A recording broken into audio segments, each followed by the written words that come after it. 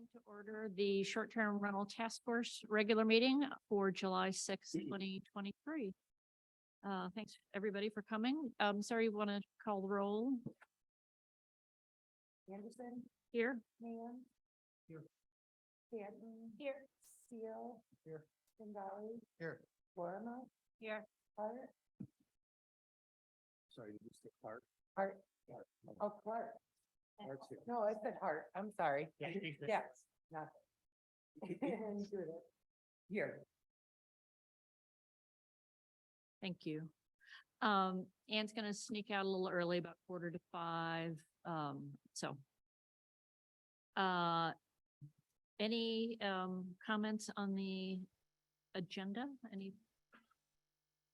If not, can somebody make a motion to approve it? Make a motion to approve the agenda.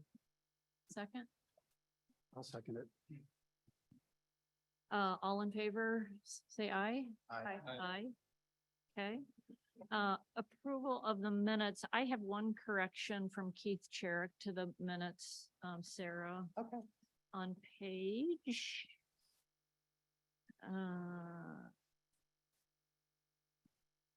6, the third line of his minutes or his comments, it should be, I believe it should and not shouldn't be residents. Okay.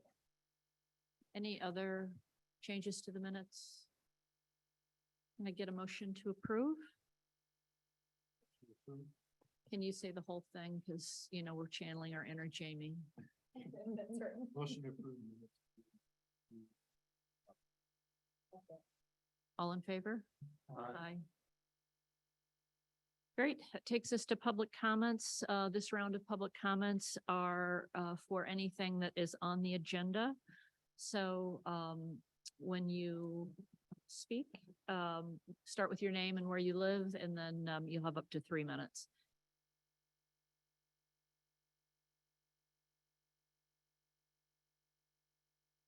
So my name is Kathy Brockington and I live at 989 Singapore Drive. And I'm a member of the Robinson, Webster, Boyce, Brockington families, which have lived in this community for over 4 generations, and I don't recognize any of you. So if you recognize me, let me know. I hope the data and marketing analysis surveys show the following. How many short-term rentals are operated in the city now versus 2018, 2019 before COVID?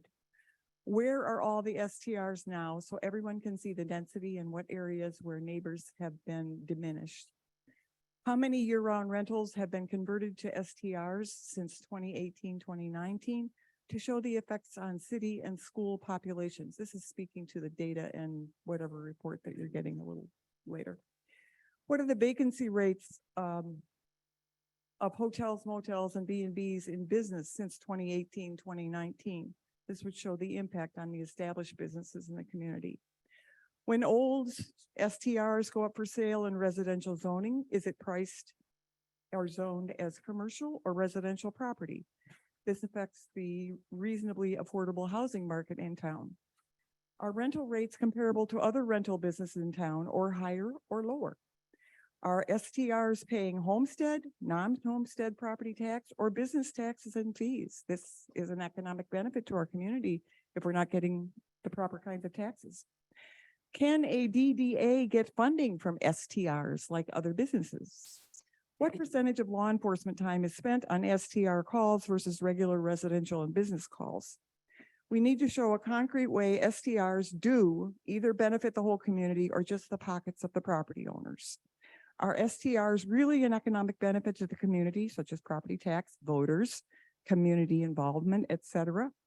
This is the kind of information that I'm looking for from this committee and from the surveys. If the town hall meeting is informational and not just a gripe session, then will it be valuable time spent? Thank you very much for your time, and let me know if you recognize me, because I don't recognize any of you. Thank you, Kathy. Anybody else in the room? Mark? Hi, this is Tracy Meyer. Hi, Gracie. We have a home as well as 2 STRs in the city of Saugatuck. Tracy, And- That's okay. where are you from? Did we get that at the beginning? I'm sorry. We are resident in the city of Saugatuck. We're on Mason Street. We're actually Okay. up on Grand Street, but our two rentals come off of Mason Street. We are, as I said, residents. We contribute to the boards. My husband's a physician, and we have been in the Saugatuck, the township. We've been in the city of Douglas, and now the city of Saugatuck. I know there's a lot of concern with the amount of the STRs that are now going. And I think that another thing to consider for people is that a lot of people couldn't afford to do it without having the ability to do an STR. So I'd like people to consider the thought that there are people living here and doing them, just as well as there's people having it managed that are out of state. I'd like to kind of see, how many people are like myself and my husband, versus just, like I said, being managed outside of the state somewhere else. Yeah, just wanted to get that little input in there because, taxes, whether it's homestead or non-homestead, is pretty hefty here in the city of Saugatuck. And I think that a lot of people do choose to do these so they can actually live here. So that's just my 2 cents. Thank you. Thank you. Back to the room, Mark. Thank you. Mark Klungel, 747 Water. Mill Pond Realty. We've been doing vacation rentals in this town for over 30 years. So I am surprised somewhat by a lot of the misinformation that's being presented. That's one of my concerns. We live in a community that is 30% homestead, 70% is non-homestead. That has not changed in the last 20 years. We're a second home community.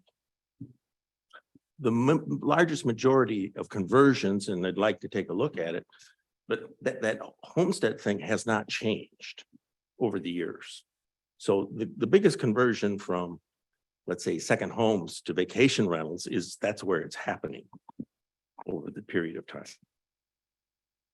But if you go back 100 years, take a look at the houses in this town. They're cottages. This has been a cottage town for years.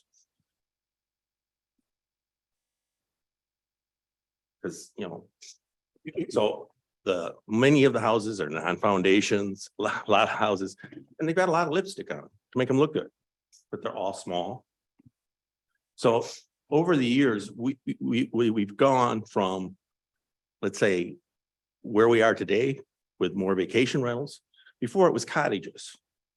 So there's a lot because we keep reaching for the neighborhood and the residency. Our high school graduation levels haven't changed. The number of people that actually vote in this town has not slightly gone down, but that has not changed over the years. The number of vacation rentals, which now that we started to count them, has gone up. Now, what were they before is a lot of questions, and that we haven't defined in very, very good terms. But basically, 70% of the property owners are unrepresented in this whole process. 30% are homesteaded. The other question that comes up is, and I find it as misinformation, is every vacation rental has the maximum number of people that can be in it. They're all controlled. It's set up by the fire department. It's under state rules. It's the same regulations of your own residence. You can put as many people in your own residence as they do in a vacation rental. There is no difference. It all goes by the building code. There is a limit set on all vacation rentals of how many people go in it. And that thing keeps coming up over and over again, but it is set by the fire department. Or let's say confirmed by the fire department. The other thing that I have in looking at all the charts that were presented in here while the medium house price is quite high in Saugatuck, it's like twice as high as Holland. Is that a good thing or is that a bad thing? The vacation rental, putting a cap on vacation rentals will greatly affect that market price. Typically on, let's take condos as an example. Condos that allow vacation rentals versus those that do not. There's about a 20-25% difference in price.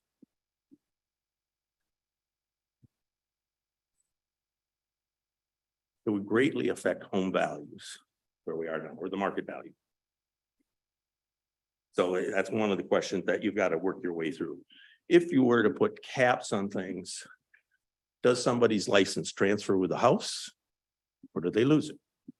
That would really affect, overall, that would allow the prices on the homes that have licenses to get a much higher value. But either way, if you put a license, a cap on, you're going to greatly affect marketing value of the homes in the community. The other question I think you probably don't.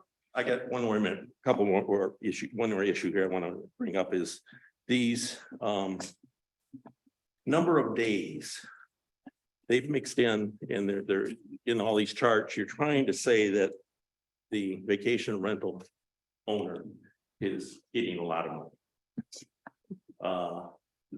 That's a lot of false hope. They get some money. The average return they target is 10% of their investment. But the thing that doesn't take into effect in all of these is you're using a national average in these charts for the number of days rented. We're not South Carolina, we're not Florida. We've got 100 days. Average rental here is 105 days, not 210 as used in all these data. That's twice the number. The other misnomer that I'm concerned about is the CVB. The CVB is the rentals. 99.9% of the income to the CVB comes from rentals, and vacation rentals is much larger than 50%. So when you say vacation rentals doesn't contribute, the $10,000 went to the fireworks came from the rentals. Those guides that you have came from the rentals. So it's all of this information here presented in all these charts is slanted very one way. It's misinformation twisted even further. So that's my concern. Thank you. Thank you. Anybody else in the room?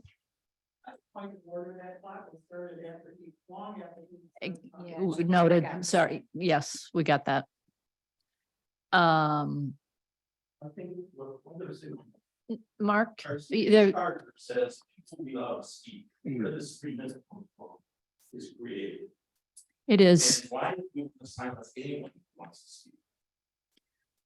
we limit it to 3 minutes. Is there anybody else in the room who wants to speak? Nancy?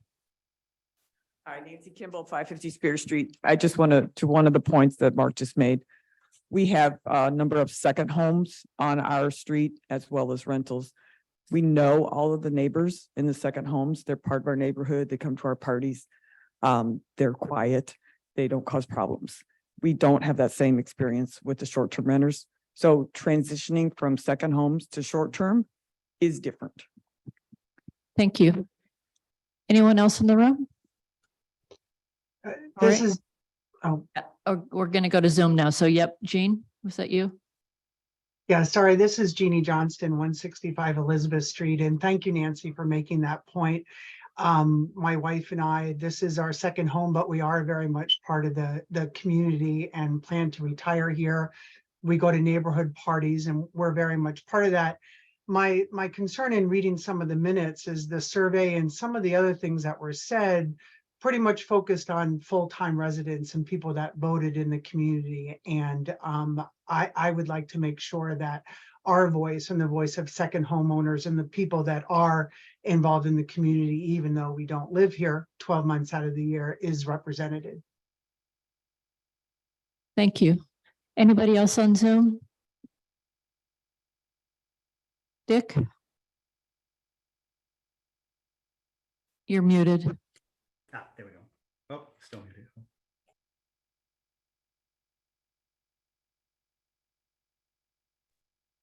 Oh, okay, there we go. Sorry. Mark stole a lot of my thunder here, but I just wanted to comment on agenda items 5A, the data analysis, and 5B, the survey. I do believe one of the things in the statistics is Jeannie just brought up are the number of second home owners that there are here in the community. I think Mark alluded to the fact that 70% of the properties here in town are non-homestead. And I do believe that that's a voice that needs to be heard from. It's already a disservice that those people aren't allowed to have a vote in this community, but they should at least have a voice in the community that they're part of. As Mark noted, the median selling price of a home in Saugatuck is $570,000. The median selling price of a house in Holland is almost half of that at $315,000. And why that's important is because of these people who are STRs and these people who are second home owners, they are paying the bulk of the taxes here in this town. And I hear a lot of the residents complaining about the quality of life that they feel that the STRs are bringing down. I think they got to realize that the quality of life they have is enhanced by the fact that we have a $35 million bond that these people are paying for their taxes for the renovation of the schools. We have a $12 million bond for a football field that these people are helping to pay for. We have a $4 million bond for a brand new library that these people are paying for. We have a hefty millage that goes to our fire department that gives us a first-class quality fire department. All these people are contributing to the community with their tax dollars. They don't get that 40% break that residents do. So they're paying a hefty share. And it's unfair to say that they should not be included in a survey or their opinions should not be counted. So I just hope that as we bring about the concept of the survey and meetings, that the voices of all these people that are part of the community, that they're all being heard in this conversation. Thank you. Thank you. Anybody else on Zoom? Hi, Brian Elmore, 985 Ridgeview Lane. Dick stole a bit of my thunder there. I was really wanting to just kind of, as a both second home owner and STR resident here, we rent our house out for a few months in the summer and we use it as a second home for ourselves all the rest of the year. It is part of our retirement plans, as Jeannie was kind of mentioning there as well. You know, we are one of those non-homesteaders that pays the, you know, tax premium. But does not have a vote and say. So unfortunately, this is the only time you get to hear our voices is when we have these public comment sections. One of the things that Dick was pointing out, you know, the bonds and things like that, these are commitments. These are not things that the city can just roll back or decide that they're not going to pay. And I think that any decisions that are made and any proposals going forward need to show real, tangible economic impacts that those are going to have. If you limit short-term rentals to 25%, if you rent it lower to 10, you know, there's going to be people that are going to abandon this town as a second home or an investment opportunity. And that's going to put more of that burden on those residents. I hear a lot of residents that come in and, you know, make their public comments and they describe this utopian Saugatuck of trick-or-treaters and everyone having barbecues with one another and everyone being a neighbor that, you know, has lived in that, you know, cul-de-sac for their whole lives. The reality just isn't that. And if it was that, many of them wouldn't be able to afford to live in this town any longer because of the tax burden that would be put on them. So I just wanted to make sure that, you know, any recommendations that come out of the task force itself also comes with an actual Saugatuck budget impact, not just statewide averages or, you know, other national averages associated with it, because we have significant financial commitments that will have to be made up for if the town demographics of homesteader versus non-homesteader changes dramatically. Thank you. Thanks. Anybody else on Zoom? Doug Rodwald. Go ahead. I just want to I was just planning on listening, but after hearing those first two comments as a resident and someone involved with the Hill and putting together some questions, I just wanted to comment on those last two pieces. One, I think there's just a lot of fear, uncertainty, and doubt that's being put out there that by putting policies in place regarding short-term rentals, that all of a sudden our home prices are going to drop. I think that is a correlation that hasn't been proven out. And I would also like to just say, you know, from living here, when we see houses going for huge numbers of money, huge amounts, typically those aren't being turned into SCRs. And the people that are actually buying those houses as second homes are actually investing in the community. And I also want to say all of us, quote unquote, residents that are getting, sounds like a great deal from all these taxes. We put a lot of time into this community with the schools, with the streets, with the parades, with the city council. You know, there's a lot of investment that is put into that. And I think that's what we're asking to be considered.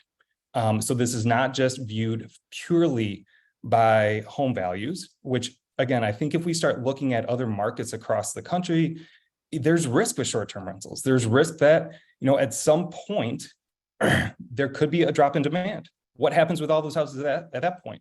If you cannot make the money you want on it, you're going to walk away from it. Or if there needs to be a large investment for upkeep, a roof, a foundation, something changes, there's going to be a drop in demand for short-term rentals. Where are all those owners going to go?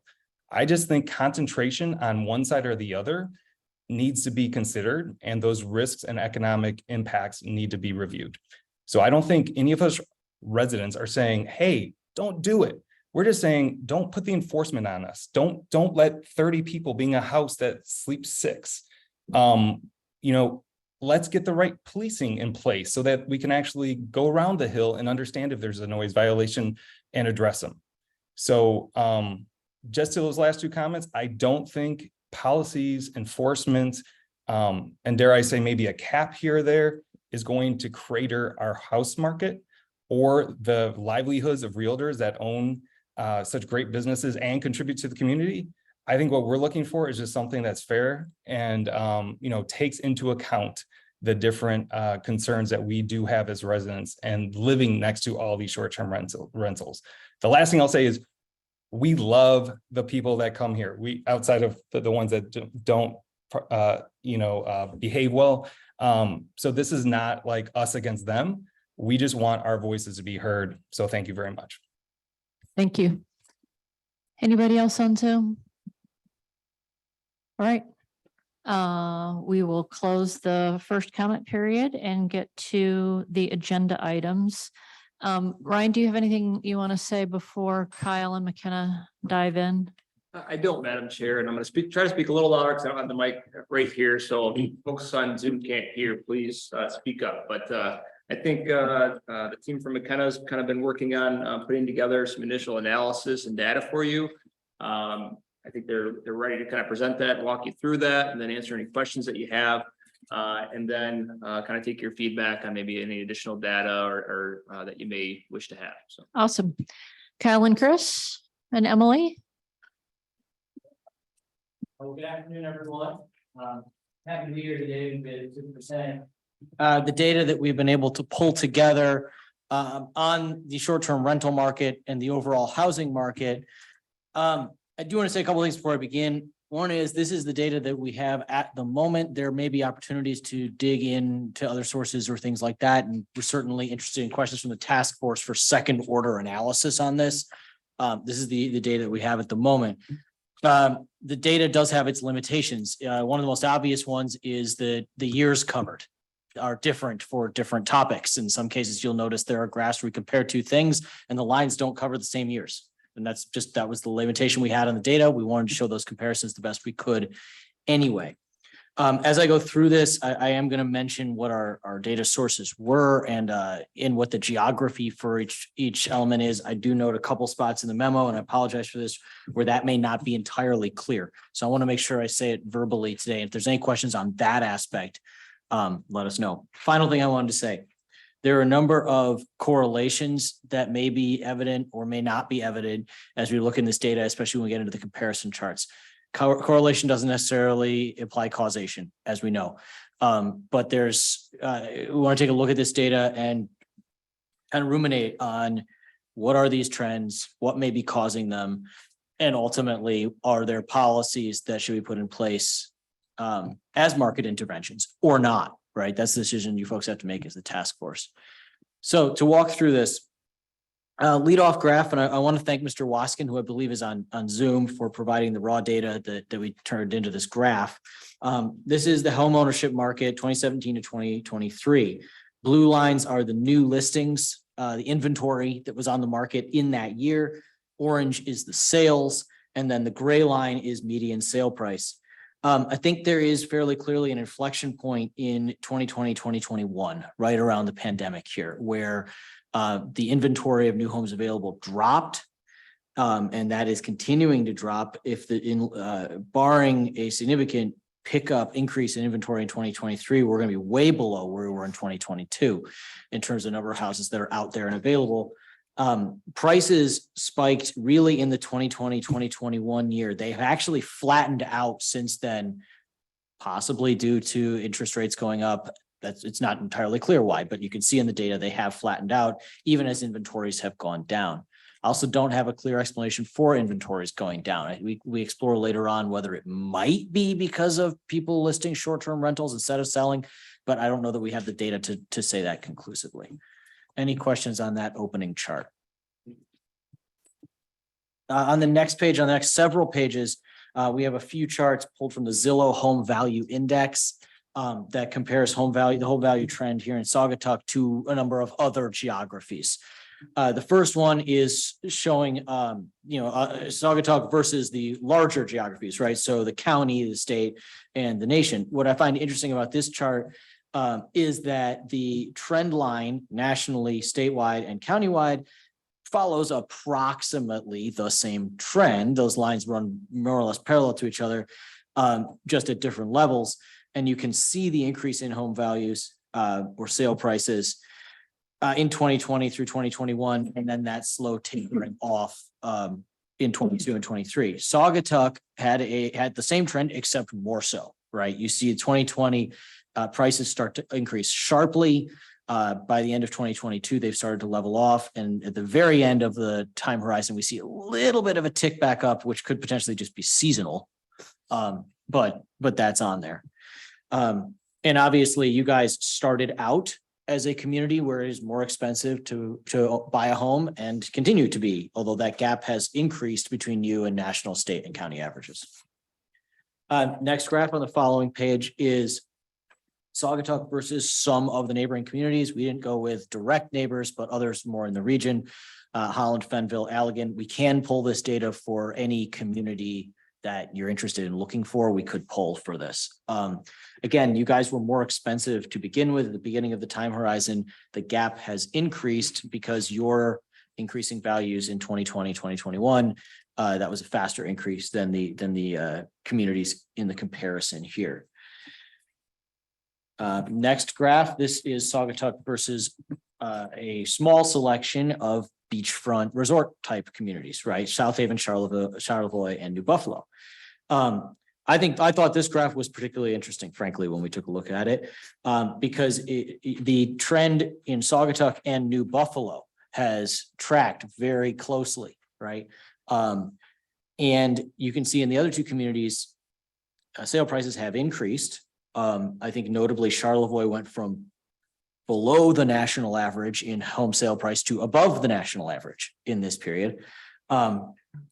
Though they still are well below you guys in terms of the absolute value. And South Haven looks more like some of the inland communities or Holland on this graph than they do like you guys. So again, reasons for that, hard to say. Is it short-term rental policy? I don't know. But there is a difference between Saugatuck and South Haven as evidenced on this graph. Yes. One thing you don't want to point. Steve, can you speak into your mic? Just one question I would have or comment on these charts. We're looking at everything from a valuation standpoint. Yeah. I think it's also helpful if we could have it as a percentage of increase. Okay. Because let's face it, a 20% increase on a $400,000 house is $80,000. A 20% increase on a $200,000 house is $40,000. So the valuation, the higher you start, if you have the exact same increase in pricing, it's going to create a wider gap. So that's one thing that needs to be kind of taken into consideration when you're looking at it from just a valuation. Right. Because over the next, if we go up another 20%, our 600 will become 720 and the 300 average will become 360. Yep. You know, so We can do that. We could take these and just percentages. would be create a helpful. percentage graph to show to see if the trend looks different. Correct. Switching gears to the rental market. This is census data, which is easily available and nicely, is available for every year and that kind of thing. But it's also census data for a small geography for you guys. So we'll put a little bit of a disclaimer on there. Small geography census data, particularly outside the decennial head count, can be a little bit wibbly. So there are, if you'd like us to look into some other data sources on rental, we can, but here's the census data. This is a really interesting trend because it's not what we would normally see. Normally, this is, high school economics, right? When supply contracts, prices go up. That has not been the case if you're looking for a long-term conventional rental in Saugatuck over the past few years. The number of available rentals is down, but so are prices. The reasoning for that, again, we don't know for sure. Our maybe initial hypothesis is that you've got 57% of your parcels in multifamily zoning and 27% in the city center district, where there's also multifamily, or there's also rental units, right, are now short-term rentals. So taking these two things together, the thought is what were conventional rentals are being taken out of that market and put into the short-term rental market. Why isn't that causing prices to increase? That's not 100% clear. It may be that the median rent is going down simply because the top value rental units are being taken out of the market for short-term rental. The single family homes that would be rented or something like that are coming out. So the top of that median, when you calculate the median and you chunk out the top, it's going to pull down that median. So that's, again, we don't have the data to say conclusively that that's the case, but that is our working hypothesis based on this. Next few graphs are going to be about the short-term rental market itself. The next graph is based on the city of Saugatuck's data on certificates issued for short-term rentals going back to 2010. And what I think is interesting about this graph is there was a group that got in the initial certification program way back in 2010, and then they renewed every 3 years, and you can see them in this chart as these increases in 14 and 17, et cetera. And it seems to me that until about 2018, 2019, that was sort of just that was the group, right? In 2020, there were a relatively small number of short-term rentals issued. Presumably that's because of the pandemic, right? That people were not opening new short-term rentals. And then suddenly the number of certificates increases dramatically in 21, 22, and then we projected out 23 to give a year-by-year comparison. 23 being a little lower than 22 unless we see an uptick, but still much higher than it was pre-pandemic. Again, so there's a little bit more analysis in the text here with regard to which of these certificates were renewals versus new rentals. And in 2022, we saw 42 certificates come up for renewal, but 118 issued. So you are seeing an increase. I don't think that's news to anyone, but this data shows there is an increase in the number of short-term rentals coming into the market and thus being in existence, right?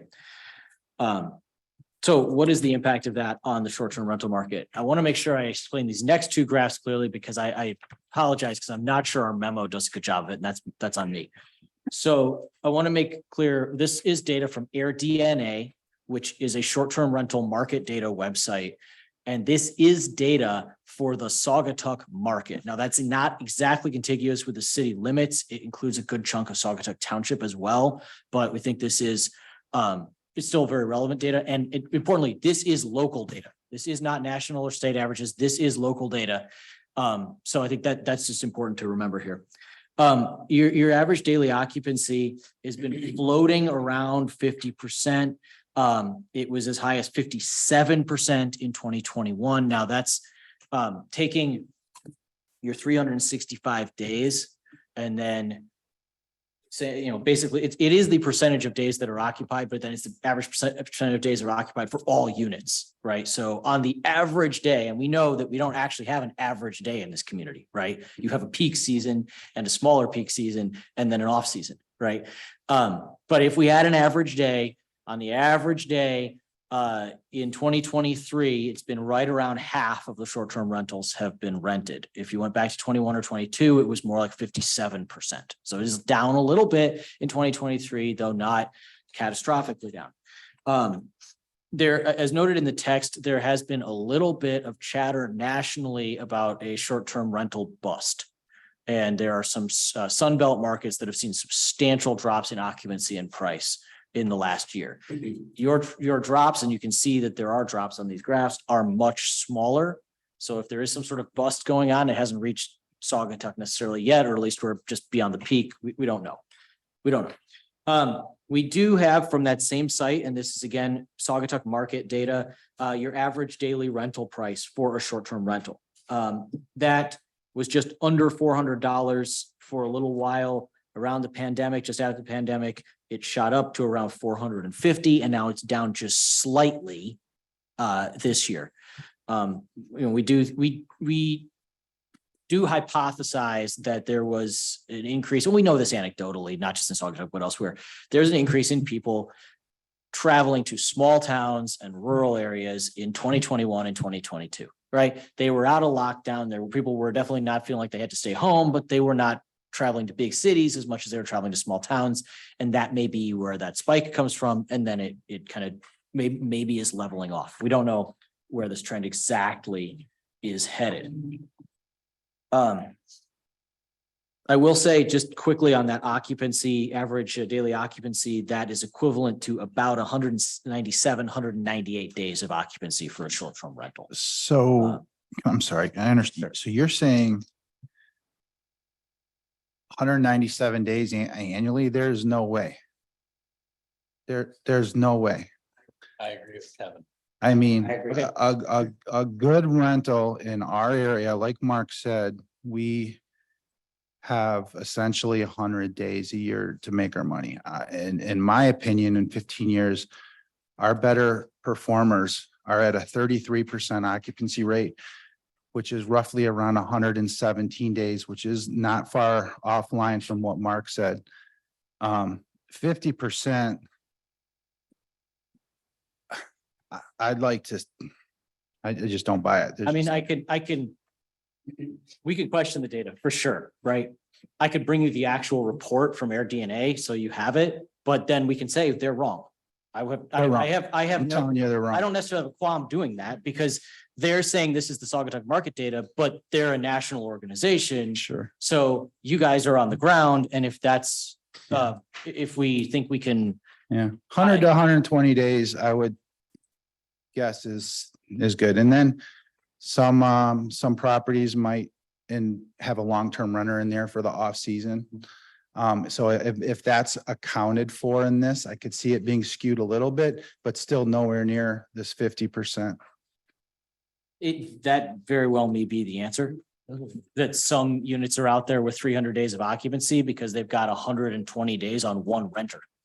And then they go short term in the summer or something like that. I think It's not a short-term rental then. Then it's not, yeah, well, I don't know how this, By the question behind it definition, is how the city would certify that, right? If they had a short-term renter for 6 months and were available as a long-term renter for 6 months and were available for short-term rentals for the other 6 months, would that require a short-term rental certificate? by definition, it's under 30 days. Yeah. So if at any time during your certification period, you rent to someone for under 30 days, you're required to get the certificate. Correct. Okay. Sean, all right. I'm gonna jump on your wagon here.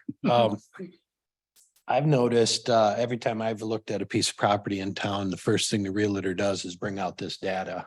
And I agree, the data is incorrect. I believe, my opinion only, that they get this information somehow through booking systems, because most people run a booking system through Airbnb. And when a homeowner would block out dates for their families or for the winter, they're not going to rent it.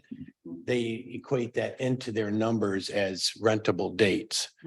I have no fact on it, but that's the only thing that I can think of in my head that would allow you to be at that kind of number. But I've been doing this for probably 15 years as well, and I'm whistling Dixie if I get 110 days out of a unit. And then even during the pandemic, there's no way in 20 and 21, we were running at those numbers. So I just think I'm saying that because I don't want to have a false Yep. impression of what this is. I mean, I've said it from the beginning, the first day I was on here, we get 100 days to make a living in this city. No matter what you do, sell oranges or sell rooms. And I just think that's important. And when we start looking at percentages of, occupancies and percentages of how many are STRs and not, Yeah. we got to make sure we're doing the right thing, If- especially for the citizens that are using the same percentage numbers. If I could break Sean down, I mean, here's the general rule of thumb. We have 14 weeks, generally Memorial Day to Labor Day. But if we're going to be real honest, the true peak season in our town is Father's Day weekend through mid-August. And that's predominantly because kids are still not out of school. And if you're a fall sport athlete, you're going to school in mid-August. So really you're down to 10 weeks. We're going to cut off 2 weeks on each side, but let's stick to the 14 weeks times 7 days is 98 days. So there's the 100 days Sean's talking about. A good rental that should average around an 80% occupancy rate for those 100 days. Then after that, you're talking shoulder months on weekends, and then essentially nothing from November through mid-May. And with the way the weather's been in the spring lately, seems like it takes longer to get nicer, but stays longer nicer. So all said and done, it's back to that 100 120 days, with the bulk of that being those 14 weeks. And I also know, I'm sure with, people that have the property management companies that we can pull up data. And we kind of run it and we pull out the homeowners, so we can look and say, because we do get people that will call us and they're like, well, I was told I can rent this for 200 days and I'm going to make 250,000, and we're like, no, if you look at an average. So I'm just very intrigued right now to go back and look at, or we can run a report so I can see and exactly where we're at with that, at least for us with our properties. I know, I think we'd be very interested to see better local data. Okay. That's maybe not getting whatever the various things you guys suggested that may be skewing the data. I think it is very possible that owners blacking dates out is getting then pulled by the data source as rented dates when they're actually blacked out dates, which is not the same thing, obviously. So that one sounded possible. Long-term rental thing sounds possible. Be very interested to get local data collected by actual local landlords. That'd be a good comparison. Okay. The next chart compares two things that we've looked at already. Which is short-term rental certificates versus home sale prices, just putting them on the same graph. You can see that those trends, this isn't I think we're one graph up, please, page 8. Yeah, thank you. Yeah. As you can see, the increase in price, the increase in number of short-term rentals certificates being issued, there's a correlation. Do we know there's a causation? I don't know if I know that for sure, but I think the correlation can be seen on this graph, and that both of those things peaked or spiked right after the pandemic and maybe leveling out now. There's also an interesting trend on the next graph related to that, which is to say the number of home sales versus the number of short-term rental certificates issued. The years we have, 2017, 18, 19, and 20, home sales outpaced short-term rental certificates. In 2021, they got close. In 2022 and 2023, short-term rental certificates are way higher. Sorry, that's not a very scientific term, but you know what I'm saying. There's now, the trend has flipped. There are now more short-term rental certificates being issued than homes being sold. Again, correlation, causation, it's hard to say. It is possible that homeowners perhaps are moving out of town and deciding to keep their property as a short-term rental rather than selling it. We have some analysis on the following pages about that economic decision, though admittedly, the data is a little thin. With interest rates the way they are, it is possible people are trying to hold on to their property at a lower interest mortgage, thinking, hey, later on, maybe interest rates will come down and I can sell for even more. I'm just going to ride this wave upward and collect rent in the meantime. I do not have any specific evidence of that, although maybe some of you do anecdotally have seen that. I don't know. But I do think this data is very interesting in that there are simply less homes being sold and more being certified as short-term rentals, which is a reversal. Next graph. I want to make very clear that this graph is not an attempt to demonstrate the profitability of a short-term rental. There are obviously a lot more costs that would go into a short-term rental than simply the monthly mortgage payment. However, we did want to look at this because it's related to the question we were just talking about. If you own a home in Saugatuck and do not live there and are looking to monetize that home, should you sell it or should you rent it out as a short-term rental? Well, one key aspect of that is, can I support the mortgage that I have to pay while also, while renting it out, right?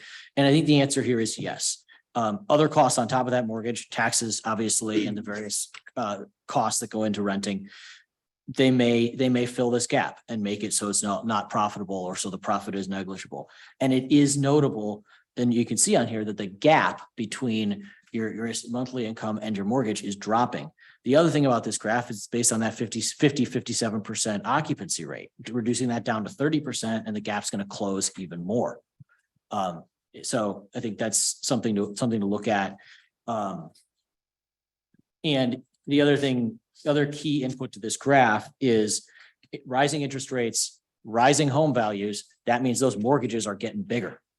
So if you were to buy a house in Saugatuck today to rent it out as a short-term rental, you've got declining rents and increasing mortgage costs. Again, we don't know how long either of those is going to go on, but that's just the current situation. If I could add to that, so when we have a new client approach us about possibly representing them, and they haven't purchased the home yet, we will do, like most everyone else, a full analysis from the purchase price, the interest rate, the downstroke. And then you got to factor in your utilities, like you said, your taxes, the management fee to represent the property. So at the end of the day, if someone can get an ROI of 8 to 10%, that's considered pretty good, which is a lot closer of a gap than what we see here. But like you said, there's more to it, and that's what more to it is. Okay. Yep, I think that makes sense to us, and I think we can, as an action task for us for the next meeting, we can redo this graph at a 33% occupancy just to demonstrate what the difference what it looks like with your more accurate numbers. Next one is, say you're a landlord and you're looking to rent something out and you're trying to decide between short-term rental and conventional rental. This graph is average versus median, which I don't like doing for obvious reasons, but I think it is pretty clear that if you're getting $400 a day, even only at 30%, 33% occupancy, that's going to be more lucrative than $400 a month, which is your median rent right now for a conventional. And so I think this,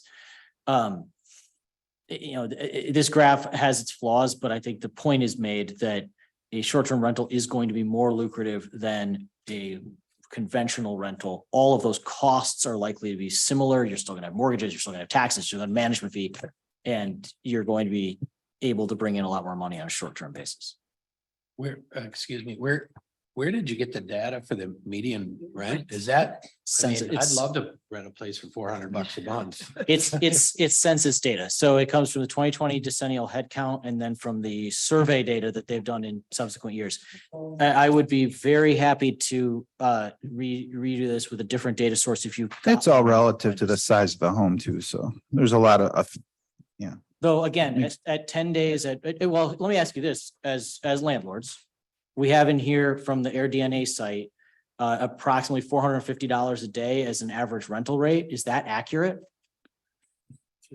Again, it's relative to the size. The general rule of thumb, and you guys back me up, is $200 a room. So if it's a 2-bedroom home, it's a 400, you know. And then the way we do, we'll discount it as the home gets bigger, but roughly $200 a room, 2 to 250 Kevin, that's per day, right? per day relative. And the other variables when, July or January, you know. And the data we have is aggregating all of Yeah. that, right? So, and then creating an average, so. Yeah. But then again, if we've got a better source on rent, we can, you guys are too small of a market for the Zillow rental data to be available for you, but if there's, again, if the chamber has something, or even if you wanted us to do some sort of analysis where we just pull listings and try to get enough to get a good average, we can try to do that too. I mean, you can pull Holland, you can pull Grand Rapids, you can pull anything for monthly rental, and I mean, it's gonna be about the same as they are in some cities in Illinois right now. I mean, you're talking, if you can find a place for $1,000 a month, you're lucky, and that's a 1-bedroom or a studio. I mean, there's nothing out there, my opinion. Well, so then if we could, I guess Chris and I could ask like Sean and Kevin and others on this too. We'd be happy to map out or graph out more applicable data sets for Saugatuck. If you guys can provide the data, we're happy to not share the, the raw data. We'll condense it down to this to make it more of a public facing. So if you're concerned about proprietary items of that regard, we'll keep it, public facing like this, but that'd be helpful for us, honestly. I mean, like, this is like Chris said, what we're going by from what we can get access to online, AirDNA, census data. This is what we have on the public facing side. So if you have more strategic data that we can look at, we'd be happy to graph that. But for sure. I do think that if you're on conventional rental markets, and you were just talking the city of Saugatuck, it's very limited. There simply are not that many places available to rent, period, right? So, it also strikes me as very likely that a short-term rental is going to be more lucrative than conventional rental, even in today's rental market. Even, if you're $200 a room, right, and you've got a 2-bedroom short-term rental, that's $400 a night, even at 33%. So that's, say, 10 days a month. That's $4,000. I don't know that there's any rental property in the city going for $4,000 a month, right? So I think that economic trend, we can absolutely do a better job of quantifying it than this, which I put in here because I want to have something, but I honestly didn't like it from the beginning. But I think that economic reality is likely true, and I think it is shown out in the number of rental units, conventional rental units declining. The very last thing we have on here is that trend. Chris, I just I'm think sorry. that we can try to get you more numbers, but at least in my opinion, we all kind of see what the trend is. We know that short-term, there's not really a bit of consensus I of agree. whether or not short-term rental is more profitable than regular rentals. There's not really a question about whether it's 33 or 60. We all kind of know what the trend is. So I think we can kind of focus more on the actual numbers and where they are. Okay, fine with us. Yeah, last graph on here is one that has what I just talked about, which is the declining number of rental properties. Now, the most recent data we have on that is 2021. So, and again, if you guys point us direction of more recent local Saugatuck data, we would love to have it. But with conventional renters decreasing, short-term rentals increasing, I think there is some evidence that conventional rentals are being converted to short-term, or maybe on a partial basis, like was brought up earlier. So again, whether that's something that triggers concern, I don't even know, because we're just talking about the city limits of Saugatuck. It's not, your conventional rental market has never been huge. So that's where we're at. Appreciate the feedback, and we'll, I think we have at least one clear action item to look into and we can do any further ones as well. Chris, can I ask one other thing? I should have done it back when you're on the chart. But this also relates to some of the comments we got from the public earlier today. Mhm. And I think Ryan, you might be able to provide this. On the chart, it's on page 6 of your report, page 13 of our kit, which is the short-term rental certificates issued by year. That's interesting, but I think one of the things that really helps me, and I think would help a lot of people in the community, is to know what the total number of short-term rental certificates we had at the end of each of those years. So like the one who had asked about, what was the total of 2018? How many were issued? The total number outstanding, I should say, as opposed to issued. And I think we saw that data, Ryan, we were looking, we know it's kind of increased, but what do we have at each of the years in total number of licenses outstanding? Yep, I think we have that for sort of on a rolling everyday basis. If you guys want us to look, we can look back in history though, because we have the data that Ryan provided has the certificate date and the expiration date for Correct. every certificate that's ever been issued. Yeah. So we could do a +1 as one comes in and a -1 as it goes out and track that Just- through history. What was the number at, 2018 in year end? What was the total number of license 2019 year end, 2021, and then year to date? It might be helpful in those though, to know how many are renewals and how many are new. Yeah. Which you kind of get, but it's just, Okay. I'm just curious, and I know it's been something I've had several people who have asked me that. What was the actual number of increase? And then we heard it today during public. And it's a comment, so- revolving cycle, right? It's Yes. 3 years, but it's everyone's on different 3 years. Trend Yep. is- I mean, it also could be increasing because of, people buying new houses and they want to rent them and hey, you got to get a certificate where before maybe it They didn't wasn't have a on the certificate. playing field Right. before. So, Yeah, it doesn't mean that they weren't renting previously. It's just what the number. yeah. Yep.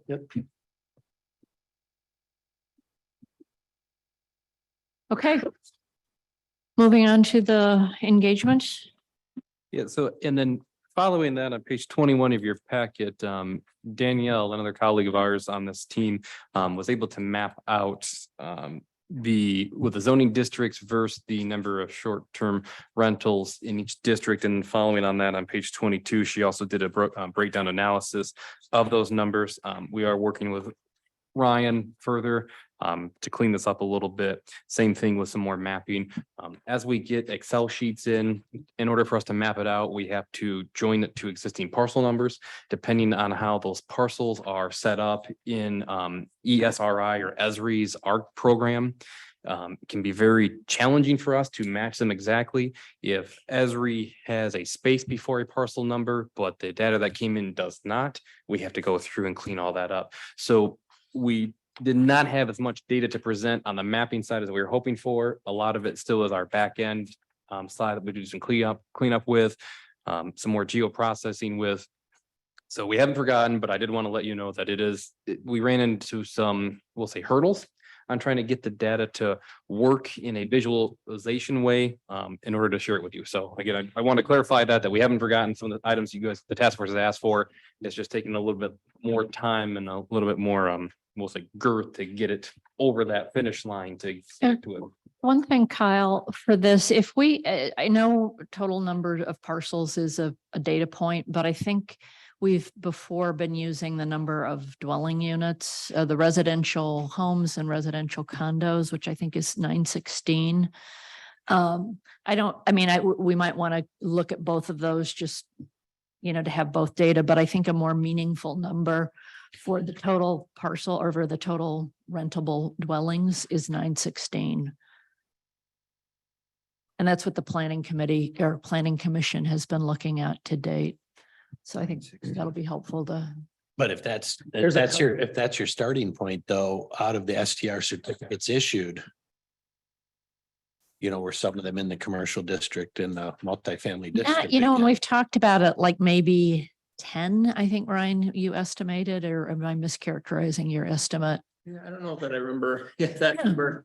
I think, so the data points that you look at, yeah, it's gonna depend. So I think that 916 number comes from the census data a few years ago, as far as like housing units in the city.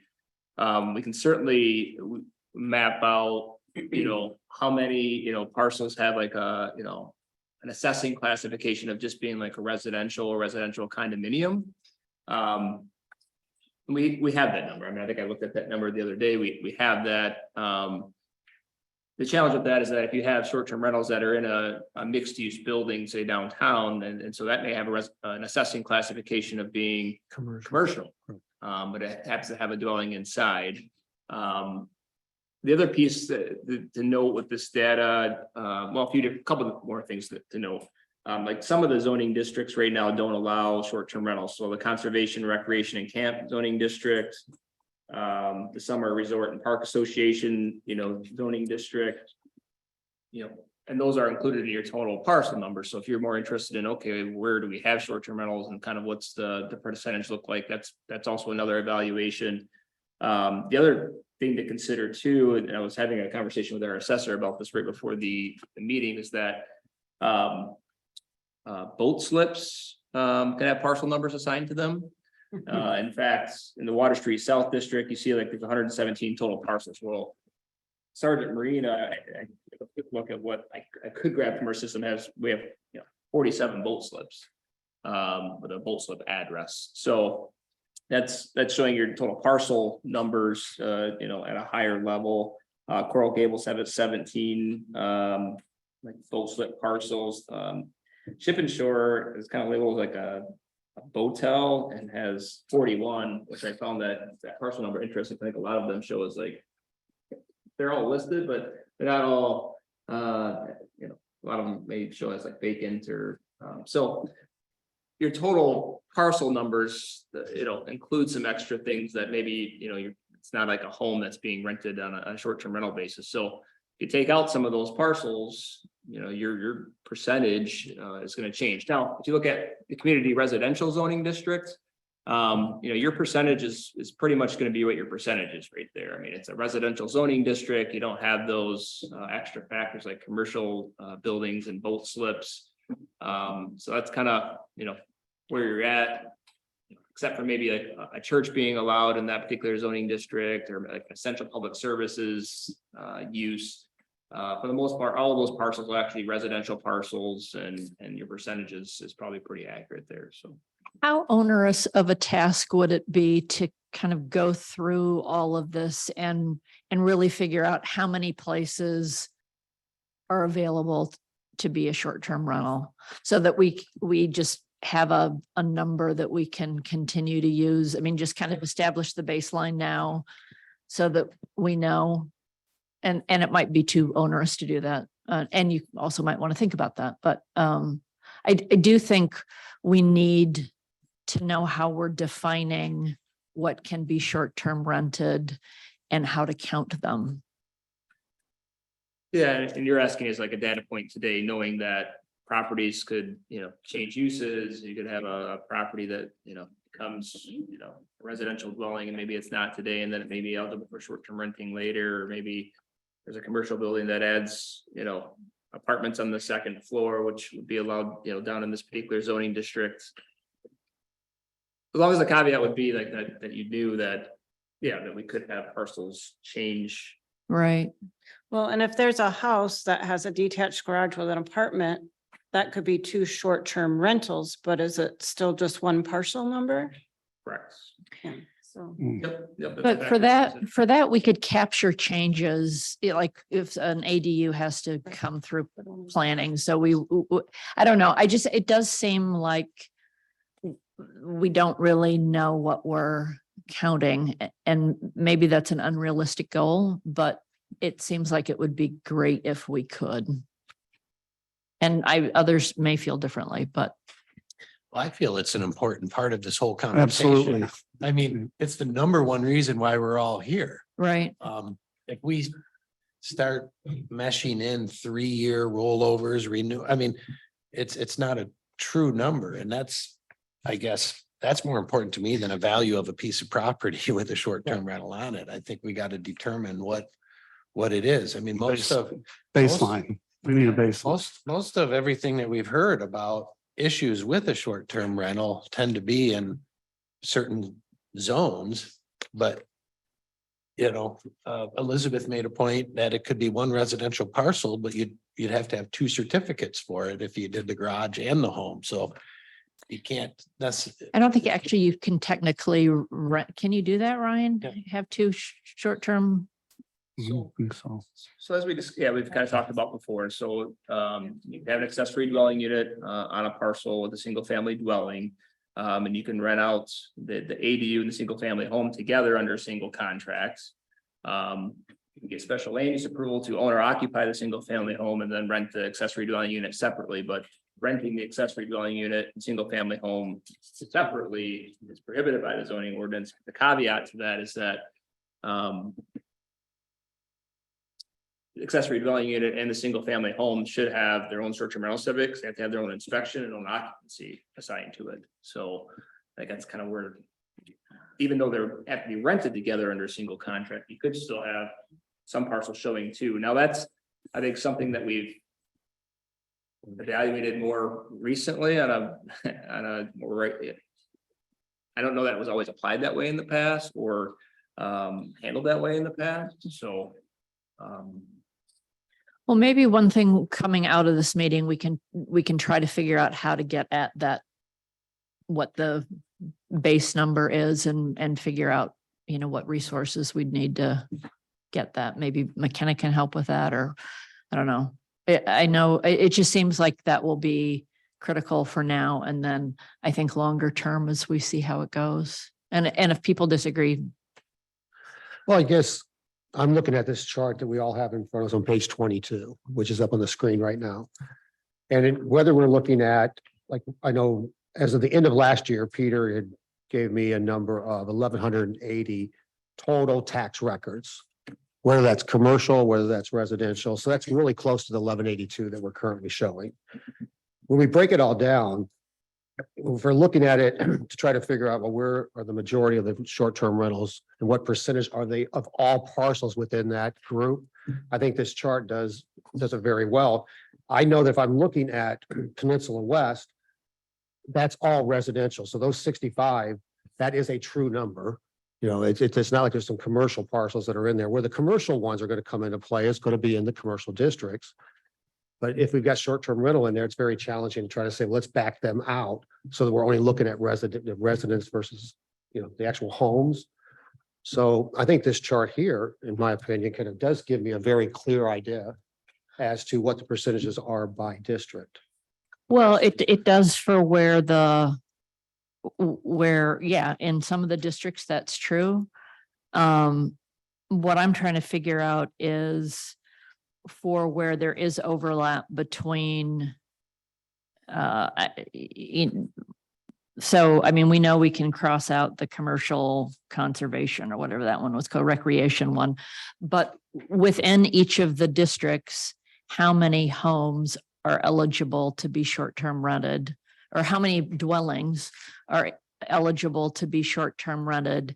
And how many have short-term rental certificates? And it's really hard with this table to get to that one, either the total number of dwellings that can be short-term rented. And some of them will be 1-for-1 with this, but a lot of them it's not. And it just seems like that's something I would be really interested in seeing that.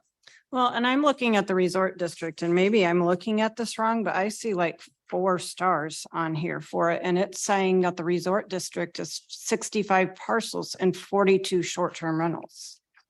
And I don't know if that's hotel rooms or where that number is coming from. That's a little bit of a concern. So I know our team, and this is a mapping issue that we had, the existing zoning map that we could find data for used polygons instead. So across roadways, across other shapes. So as Danielle was able to get into an actual parcel data here, she had to remap the zoning map as well to create it so that way she could assign the district to parcels themselves. So we can go back and work with Ryan further on that. But there was some discrepancy a little bit with that as well.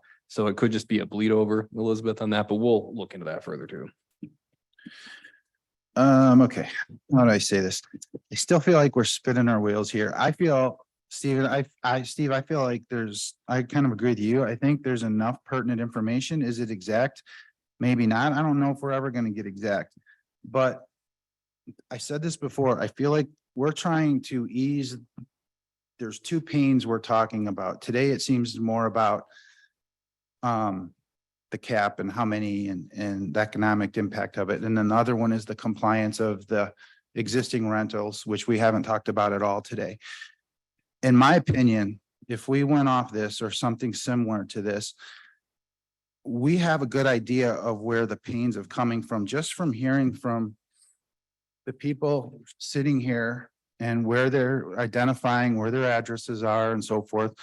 And I think it's safe to say that most of it is in the community residential, the R1 section. I think each zone should have its own parameters and guidelines in terms of if we're going down the road of putting a cap on it. For example, right down here, there shouldn't be a cap at all. Okay, in my opinion, this is everything's in my opinion here. If it's on the hill, maybe there should be a cap. We take this information here and based on what's already in the system and what's down the pipeline, put a camp, but each one should be treated separately based on where it's at. And move forward. Why, I don't know how much more deep diving we need to do. I hear you, but I do think we need to make sure that the data we have is accurate and that we're counting the right things for each of these districts and Well, if you're saying you got parcel numbers at 1180 and we're showing 1182, I mean, things like that. The difference will be, like, when Peter, as he said, 989 of them were considered residential. And then 191 were commercial. I don't know what that breakdown is by zone. We could probably get that. So if we know 191 of them are commercial, we could figure out, we get back the commercial ones out. Now, some of the commercial ones, though, are eligible to be short-term rental. That's where it becomes. Right. Some of the commercial is, you know, if it's a store, it's not going to be eligible for short-term rental, but if it's got an apartment above it, it is eligible for short-term. And in my opinion, most likely that's on Butler or Water, and they should not have any restrictions. Right. You're right next to a bar, you're right next to the fireworks, you pay to be downtown, you want to hear crickets, go out to the country, okay? You know, so do we have consensus that we're gonna clean this up so we do have a better picture of it by zone? Given the total parcels versus the numbers Peter gave you, are people okay with that? I think it's something that we should be striving to try to achieve. I don't think it's going to hold us up and try to move forward. Because like Kevin was saying, now, because it will become important if by some chance the task force is making a recommendation for caps in certain regions. We let me need tell to- you, that number is going to become real important. if we Right, Start and- figuring out. And so let's, that's my thing. I mean, regardless, let's just get the data. But this think- gives us a good idea where we are, but. Yeah, I think it's implement that. directionally good, but it is not as precise as I think we will want it as we get further in. so if you could prioritize, if you are gonna try to go ahead and put all this we're throwing at you, start with R1. And then, Madam Chair, I did want to kind of allude to Kevin's point earlier, as we get into the survey now, if we can, with the last 45 and public comment. There is questions we do ask or have drafted in there, Kevin, on that, if there should be caps within certain districts as well. So I will walk through that. Any questions before I move on, or we? I think we're good. All right, perfect. So taking some of the considerations from the planning, from the task force and past meetings about, it should be open to residents, not residents, so forth. We first started off asking, do you reside within the city year round? And what we want to know by that is, are you a permanent resident here, or are you a second homeowner? Do you reside here, 3 months, 6 months, what happens to be? So then I've structured, Emily helped a lot with this too. As we've structured this moving forward is, obviously, if you answer yes to one, that you reside here, then these other questions for 2 and 3 would then activate within SurveyMonkey. If you respond to no for question number 1, if it's just you're, renting it for a month or whatever happens to be, it would jump then to question number 4. So that's what these brackets are within your survey as well. We're trying to show that, depending on how you respond to some of these questions, others will then be activated at that. before we really get into this, I got this package the other day. I showed it to about 20 people. They didn't read one single question. They saw how many pages are on it and they said I'd never fill it out. For clarity, though, this is a memo. This is not a finalized. This is to have a discussion. I with you guys understand, and I'm with just, formatting. You know, my goal is to make sure we do something that the resident or the surveyor will spend the time and, I mean, I thought it was interesting that not one single person looked at a question. They said, too long, I wouldn't even touch it. So it's only 20 questions. Yep, that's Continue, please. sure things. Thank- No, that is a, obviously a formatting issue, but. And some of it is longer because it's, you only get a couple of the questions if you answer yes. So, Mhm. but point taken, we want it to be a length that people will take. Number 5, do you currently own, operate a short-term rental? How would you rate the following statements? Short-term rentals add economic benefit to our community by providing tourist housing. There you'd rate it on the sliding scale. Please select any of the following that you believe are concerns pertaining to short-term rentals. Again, it's not an exhaustive list here. We try to encapsulate the main concerns that the task force and the citizens have brought forward with it. So Chris and our team is open, obviously, to amending the survey, adding anything here, but as already Sean has mentioned, we don't want to get a 30, point question on there and then make it longer. City of Saugatuck has quiet hours from 11 PM to 7 AM. Do you believe these should be amended? Yes or no? And then again here too, number 9, if yes to question 8, should the city amend quiet hours, which would you be in support of, 10 to 7, 9 to 7, others, and then please specify. Who should oversee noise concerns and complaints within the city? We give some options there. Should the city of Saugatuck assess a fine fee for any confirmed violation of city ordinances and regulations? Yes or no? That will be a public interest piece, but ultimately will be up to staff and council on how you go forward with that. So we're at here. So that's number 11. Number 12, if your property is found to be in violation of city ordinances and regulations pertaining to short-term rentals, how many violations should be permitted before the license is revoked? Again, public interest piece here, what residents and others think should be, it will ultimately be up to, staff and council moving forward from that of what that number might be. Should the city limit the number of occupants? I gotta slow down. Should they limit number of occupants? Yes or no?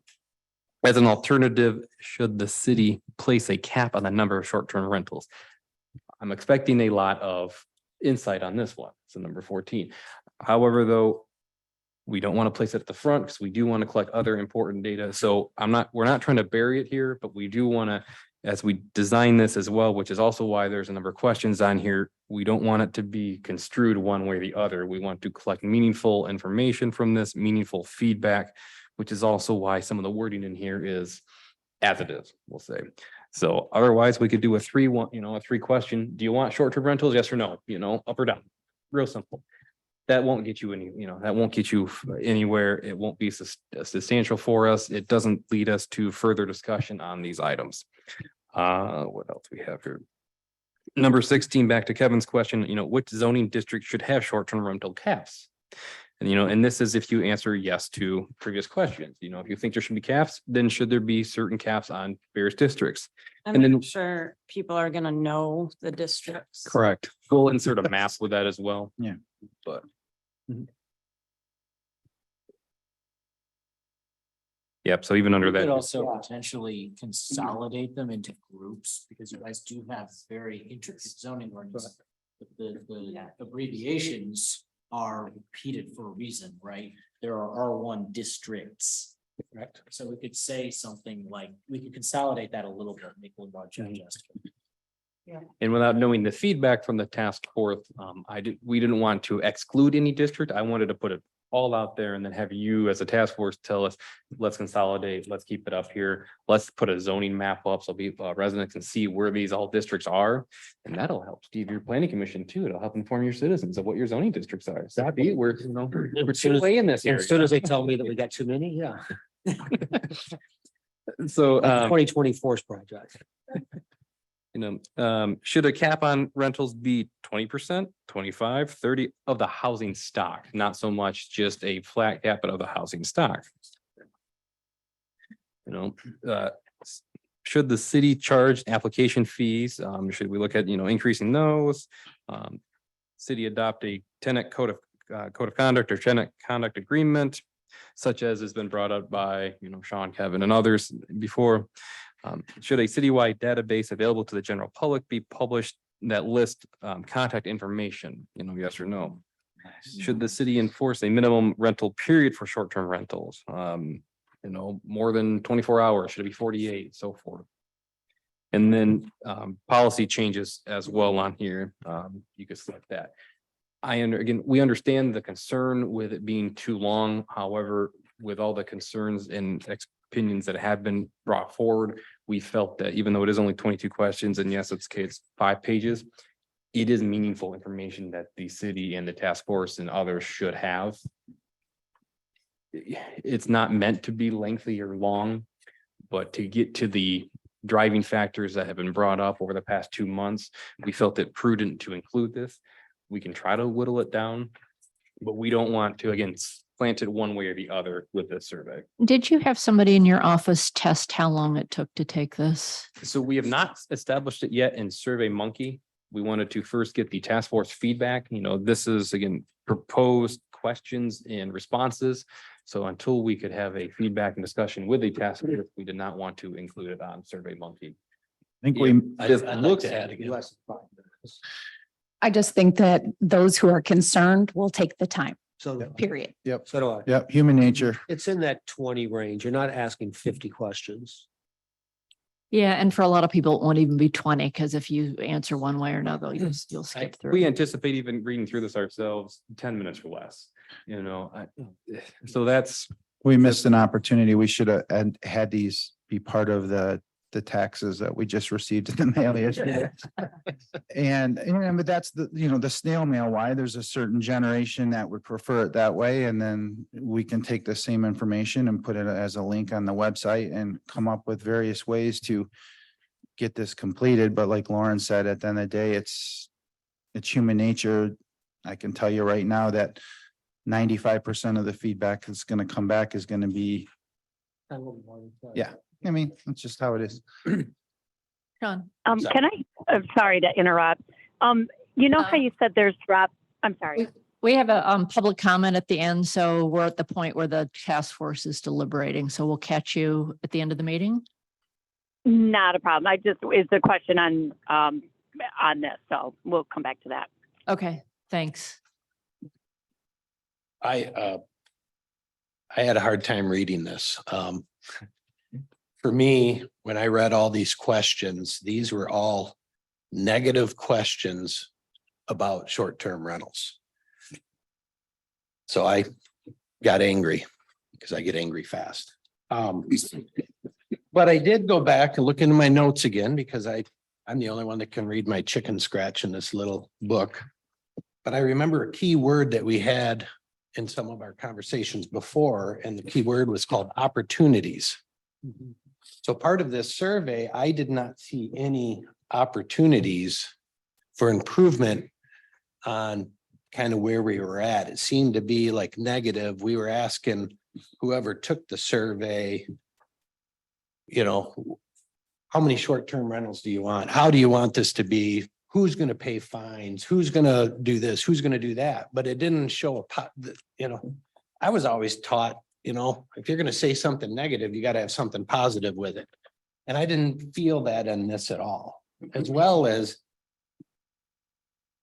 I still go back to the same survey question I have. If you send out 1,080 of these and 6 of them come back, is that what's going to drive it? I mean, we have to acknowledge that if you send 1,000 of them out and 800 do not respond, you don't get them back. There's 800 people that didn't get it, didn't want to spend the time to fill this out, but we can't let a few simple ones be the driver of everything. We have to look at the opportunities of it all. And when I think of that and I think of the opportunities, this survey didn't make sense to me. It was a very negative survey. It was long. I think some of the questions shouldn't even be answered in a survey, like which zoning districts. I don't think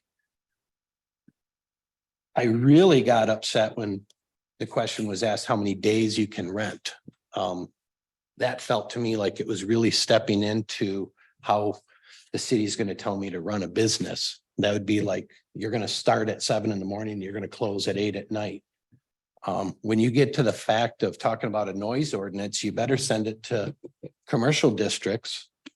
Because I'm sure that Wally's will definitely have a say in on whether or not they can have a band play after 9 o'clock at night or 7 o'clock at night.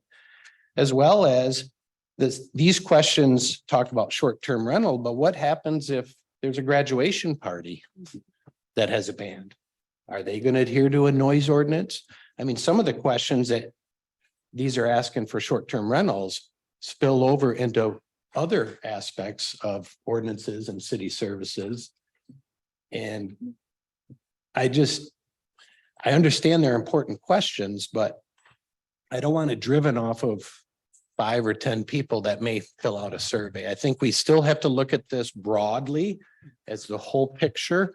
But most importantly, I think if we really want to know about it, we got to have some positive sides of it too. Like, opportunities. No one asked whoever's going to fill this out if they see opportunities. Well, How would you modify it? Because I agree with you, by the way, but I mean, what do you think should be included in here? Let me take a step back. I agree, it's a little bit too verbose for me, a little bit too complicated. I don't want to chase people away. Actually, there's a second attachment in here that just seemed really basic and straightforward and almost seemed like a better starting point, but I don't want to. Yeah. I'm not trying to drive that, but in terms of, we've heard a lot of concerns from the residents, right? And I think I'm glad to see that whether I look at this or whether, which is in a lot of detail to your point, or the other one that's attached on page 29. I think it starts to revolve around what we're hearing from the community, and we need to make sure that we address that. I do agree, though, that, maybe asking a question, do you see benefits to short-term rentals in our community is a good way to lead off if that's where you're going. What other opportunities do you want to hear or embed in the survey, Sean? Well, at the beginning of this, we went through that, we went through the questions amongst ourselves, and, the irony is we had a lot of negative questions, but we have tons of opportunities. I don't have that sheet with me in front of me, but I want to make sure that, if someone's going to spend the time to do this, we should be able to hear that side of it too. Sean, I hear what you're saying. One of my suggestions, maybe, or at least consider, would be if we're putting a survey out, does it start off with kind of an opening paragraph or two that talks about the importance of short-term rentals, how they historically have been important in the city of Saugatuck, there's opportunities they create. And we list kind of those and then say, but if you have concerns, about the overall short-term rental or opinions, complete the rest of this survey. So maybe you can kind of put that in a narrative, because you really can't ask a question about the opportunities, but you can list them out and just say, this is just some of the things we're hearing. And then the other thing about, if we put out 1,000 of them and we only get 80 back or 6 back, whatever you said, as a task force, we still have the ability to kind of look at that when it's all over and say, hey, we only heard from 6 people, the public doesn't care, or we have to discount that. And then we kind of go forward with what we had to say. I think for myself and probably others who were part of either planning or the city council, we did make a commitment when we asked to have the task force formed that we would have a public forum as well as a survey that would go to all citizens or, property owners. And therefore, it does become important that we actually send it out, whether we get a 50% return or a 5% return. At least we can say that we did follow through with that. I think it's just one of the tools to have the survey Right. and then to have the community forum where we can hear from everybody, whether they want to fill out the survey or show up at the forum or show up here in person. Those are all tools that we're trying to use. Right, exactly. And I like the last part of the page 26 and 27. I mean, it had a simple question and it had strongly disagree. That's simple. I could see myself, okay, this is a simple survey. Check, check, check, check. I felt like I was back in high school going, well, do I pick A or do I pick B? If I pick A, then I got to ask 3 more questions, So you could lay a lot of the other questions out in that format. Do you believe there should be a cap? You strongly agree, disagree, but as opposed to just yes or no. Yeah, So Madam Chair, if I might. Yep. We're happy to go back and redo that. I guess I'd ask from the task force at this point is, are there questions in here? Again, this was a starting point from the concerns we've heard. Sean, to your point about opportunities, we'd like to focus more on that in the engagement, like Lauren said, where this face-to-face, we can engage with people. This was drafted initially, taken on the comments that the task force has had. And like I said, by no means is it set. It was a starting point for us. We're happy to go back and redo this. That's what we're here for, to help assist with. We had to start somewhere. So from this, I would ask that, we'll put in there as well, not only an opening paragraph about the opportunities of it, what's going on with it. We'll work with staff on that as well. List out, like you said, towards the end, what are the opportunities you see associated with this? Do you see opportunities? Strongly agree to this. So at this point, if just because I know we have public comment too, or are there questions from the task force that are within here that you do not want in here? And I'm looking at the one there that regarding the occupants. And I just don't know how as Kevin knows, you guys, a one bedroom. So what if someone says, a one bedroom, well then only if there's a limit of occupants, so what, people are going to bring air mattresses to fit that 4. So, 4 to 8. Because the fire department, when we get inspected, we are told by the fire department how many people can occupy in each property. So I don't know how relevant that one really is. I think that one could be eliminated because so we do. don't have a say in that. The fire department tells us. Sorry, which question was it? Okay, that's a different survey. That's not ours. That's a different. 13. So But 13 there there? is something Okay. about occupants. I Okay. think, somewhere. The other one did propose like. Ask what the numbers. Well, if I'm not mistaken, I read the intent as, should there be a statutory cap on maximum occupancy, not that every house would qualify for that. That's how I read it. Maybe if that's the intent of it, maybe it needs to be reworded. Or am I misreading it? That's the way I took it, and I think there was some previous comments made about exactly that, whether or not, yeah. But if the task force one, I think that was just the question, because some people are saying the biggest problem homes are the ones that Right. can hold up to 20 people. right. And Yeah. I'm not saying I would have a problem with that, but some people, wish that would be limited. Now, I personally think if you're renting a home with 2 or 3 families, that's a wonderful vacation. And, that's something to consider as well. But I think that's where that question comes from. But if you read number 13, it just asks, should there be a limit? Then it would come back to the task force. If they say, majority says yes, we could talk about which should we? And then we would be. The one that I think it referenced, number 21, I really don't. I don't think people would say much to me about whether they should be allowed to have a 2-day rental or 1-day rental or a 7-day rental. So I really don't see the average person having a comment. So I could see 21 just totally here and take it out. So let me back up if we could before we start jumping all around here. Let's just so I can follow through as well. Any concerns on questions 1 through 4? And again, we'll reword someone that make them more, neutral. Any concerns on having 1 through 4 in here? And then we'll play around with the order as well. So it's not coming, Sean, like you said, right off the Well, bat.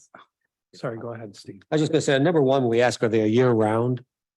Can it just be, are you a full-time or are you homestead? Because I don't know if some of the people, when they'd say, oh, I'm only here 6 months, I vote and I'm a, homestead, but is it year round or are you a full-time Or resident? Saugatuck, your primary residence? Right. Is that? Yeah, is it Can primary? you just say homestead, non-homestead? I don't know that everybody knows what homestead, Oh. I don't think everybody I found knows what out that means. recently when I was asking. So I- I can, we'll I started amend with that. primary, Right, yeah, we'll amend that to primary. residence. Sure.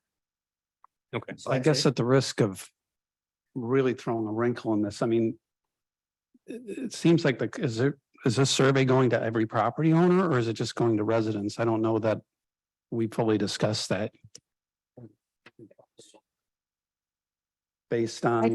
I think probably tax paying or. So one that I did hear and actually, I think Jean is still on the Zoom.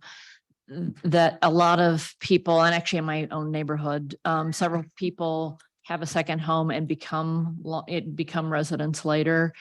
And often are more vested in the community as this is their home, even though they're not here year round. So I do think we need to capture And they pay property tax. Okay. And so I do think, and that's a different kind of, they are more neighbors than, I mean, I look at my own neighborhood. There are two guys who own a house that are here. I don't know how often they're here, but they are our neighbors versus the four houses that are short-term rentals. And it's a different, because they always come back and they don't rent it out to other people. And so I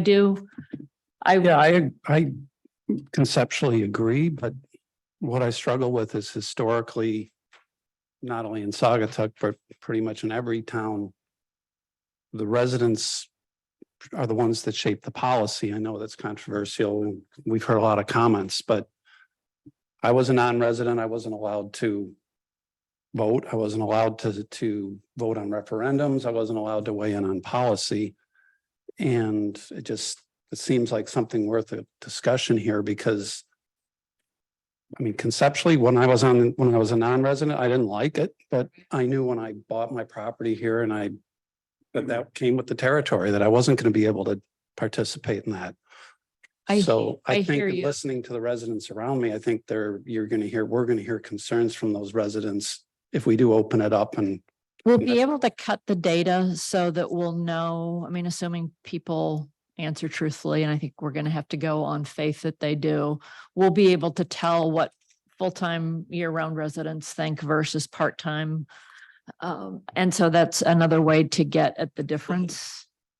I don't know. And go ahead, I was gonna Chris. say, should we consider making this question a spectrum? Like, do you reside in the city? This is my primary full-time residence. I am a part-time resident that is here consistently, but not all the time. Or I own property in Saugatuck that I do not live in, right? Just instead of two choices, three. And I think if we do it that way, we can table the discussion of how much weight to give it for now, because we have time to get the data, and I don't think we know how, we don't have to decide how we're going to use the data or weight the data today. We can talk about it. Part of it is I'm looking at my watch and it's an important discussion that I want to be sure we give time to. And we will absolutely cross-cut the data based on the responses to this question. So we'll see what the full-time residents, the part-time residents, and the landlords that don't reside. We'll get their data separately. And we'll know, or we'll be able to present it separately. So you'll know where everyone comes down. From taking a temperature, who has concerns? I just would like to get a feel of where others are in terms of full-time year-round residents versus also factoring in people who have a significant part-time presence. I think anybody who owns property in the city of Saugatuck should have equal say. So do I. Sean? I agree. I agree. I agree with Lauren. I'd like to know I agree. where where they are, but Right. I And I think we can break it down, but I totally think everybody who has property Taxes, you should have a say. I say. Yeah, I don't agree. I've stated my reasons. And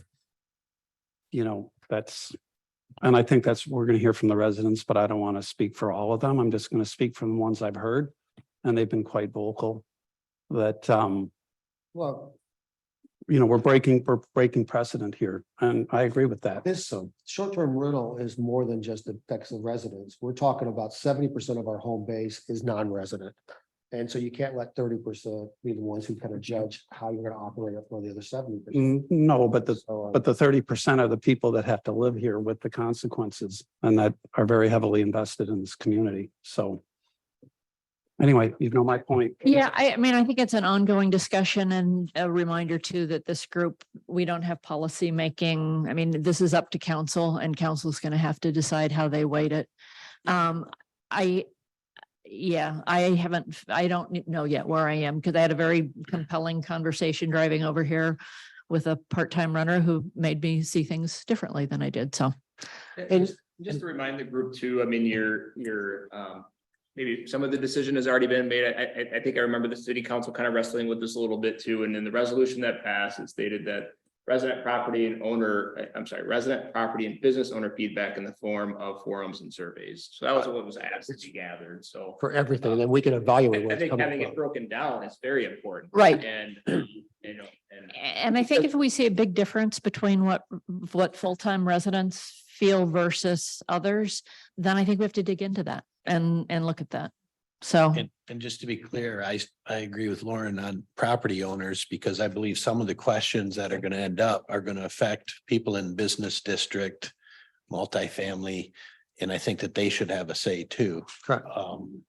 All tax. So the more we can separate it out, it would be interesting to see how this is going to mold out. well, maybe as a follow-up, McKenna, you can work with Ryan to make sure, one, we're honoring what we were charged to do from council, and then make sure we capture the categories so that we can cut the data into the different groups. Yeah. Madam Chair, if I might, just like know you guys are all conscious of your time and I don't want anyone to miss any appointments.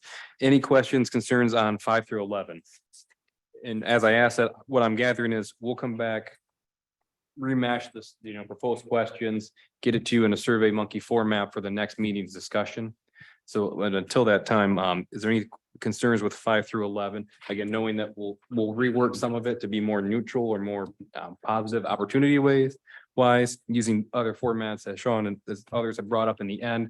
But again, 5 through 11, any questions you do not want asked?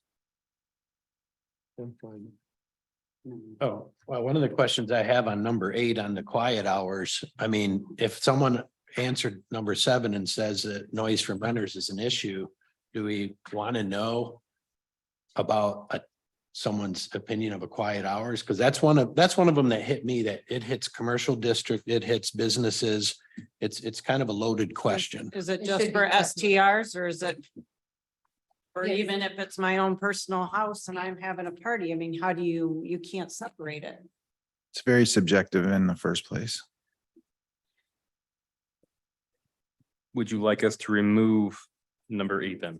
Or at least move it so it's not linked to, Short-term rentals. yeah.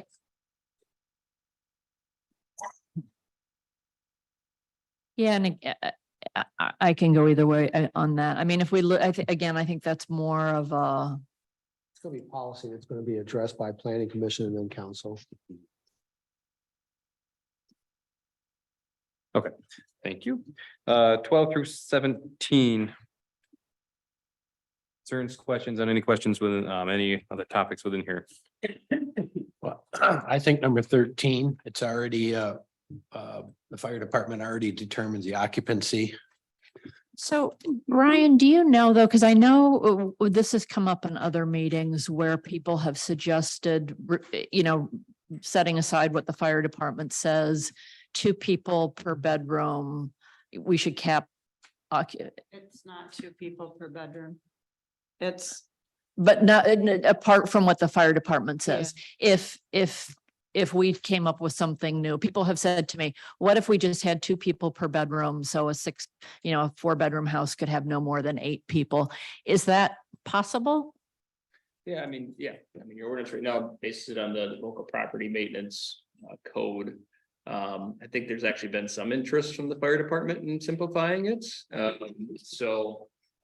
Yeah, I mean, as long as we're not going above like a certain fire code standard. Right, but we could go lower than what is currently. I mean, I've just gotten that question from folks. So I think that's what the purpose of this question was. Maybe Yeah, Kyle? we'll rework that, but yeah, that was based on feedback from the task force and others as well on that discussion of, do we need to, limit how many people can be in a short-term rental? So we can restructure that in a sense. Well, my opinion, one of the issues that came up with the occupancy is they're allowed 8 people and 20 people showed up. So the question is, what are we going to do when 20 people show up?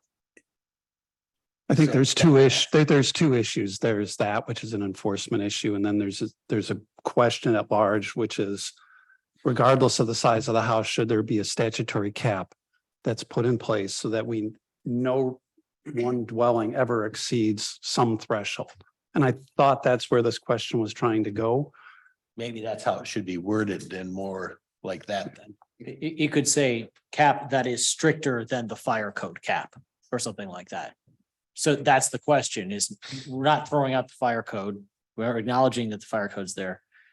But is there interest in establishing a cap that is stricter than the fire code? How about the word other than the fire code? Well, I mean, I think, I understand where you're coming from on What- that stricter sounding, but we can't make it less strict than the fire. Would you code. support, Right. would you support a cap regardless on the size of a house or something along those sides, a maximum Size of the cap house, regardless of the size and capacity of the house? So to play devil's advocate with that, if there's a bedroom the size of this room and there's 2 queen beds in there, so it sleeps 4, is that, are you saying that's, if we're going by 2 per bedroom, is that illegal? I think what we're trying to address is the concern that we're hearing from a lot of residents that centers a lot of the noise complaints around larger homes where they're putting a lot of people in those homes. And that seems to be what's generating a lot of the complaints and concerns that I've heard, and whether or not you can address some of that by putting a cap on it that says, I don't care if the fire code says you can put 50 people in the house, we're not going to allow more than 10 or 15 or whatever it is. I think that's kind of the, Thank you, Joe. That, yes, that's Spirit- the the intent. spirit That's the of- spirit of the question. Right. yes. Okay. We will reword that to Okay. make it more Great. apparent. Are we still on page 25? If you'd like to be. Again, I think number 16 and 17, I don't think should be a part of the survey, my opinion only, because I don't know if everyone knows exactly what the, We were talking about making it simpler for people to, Add the map. We're yeah, also going to include. and I don't know if we're ready in this stage of conversation to talk about caps of any zoning. Madam Chair, if I could on that. yeah. Sean, on that one, once we figure out the survey, we'll go out, Sean. That's what we're hedging this on, that question, is that you guys will eventually get there. If the survey's already out, we can amend it, but it's more challenging to come back and add questions later after it's already started. So having already discussion with the task force of potential, again, looking at capping it, we wanted to preempt that survey to say, should we look at caps? So as we get to that stage with discussion with the task force, we have some analysis or public input to help one way or the other on that. Okay, so on there, there's no spot that says no caps at all. Well, if you answer no to question 15, you don't get question 17 at all. So the assumption is anyone answering 17 answered yes to 15. Right. 15, yes, with So an if you should have. answer no Though I do here- think we could add some context to 17, saying we're currently at 23% or whatever we're at. Yeah, so didn't we just answer that if someone had an opinion for a cap, it was already answered in 14, why are we asking it again in 17? We're asking, yeah, to what level, if they have a, So should we get rid of 14 then and just have 17? Again, I'm trying to condense this so it's not 5 pages long. I think I think it's hard to see how condensed it is because a couple of those questions you wouldn't see if you said no. But I do think they need to know kind of what, I don't know how you even tell them what the current is, because we don't really know what the current percentage really is. Or we could also kind of rely on people's perception and say something like, if they say yes to a cap, right, then they get a question that says the cap should be placed so that the number of short-term rentals is required to decrease, kept at its current level, or allowed to increase by some amount, or something like that. That's relying on, instead of, so people wouldn't have to know the percentage. My perception is there's this many and there shouldn't be any more, or my perception is there's too many and there should be less, acknowledging that that is problematic, but, or my perception is, yeah, we could take a few more, but we should have a cap. And then the folks from the question before who said, no, there should not be a cap, and we'll get that percentage as well, right?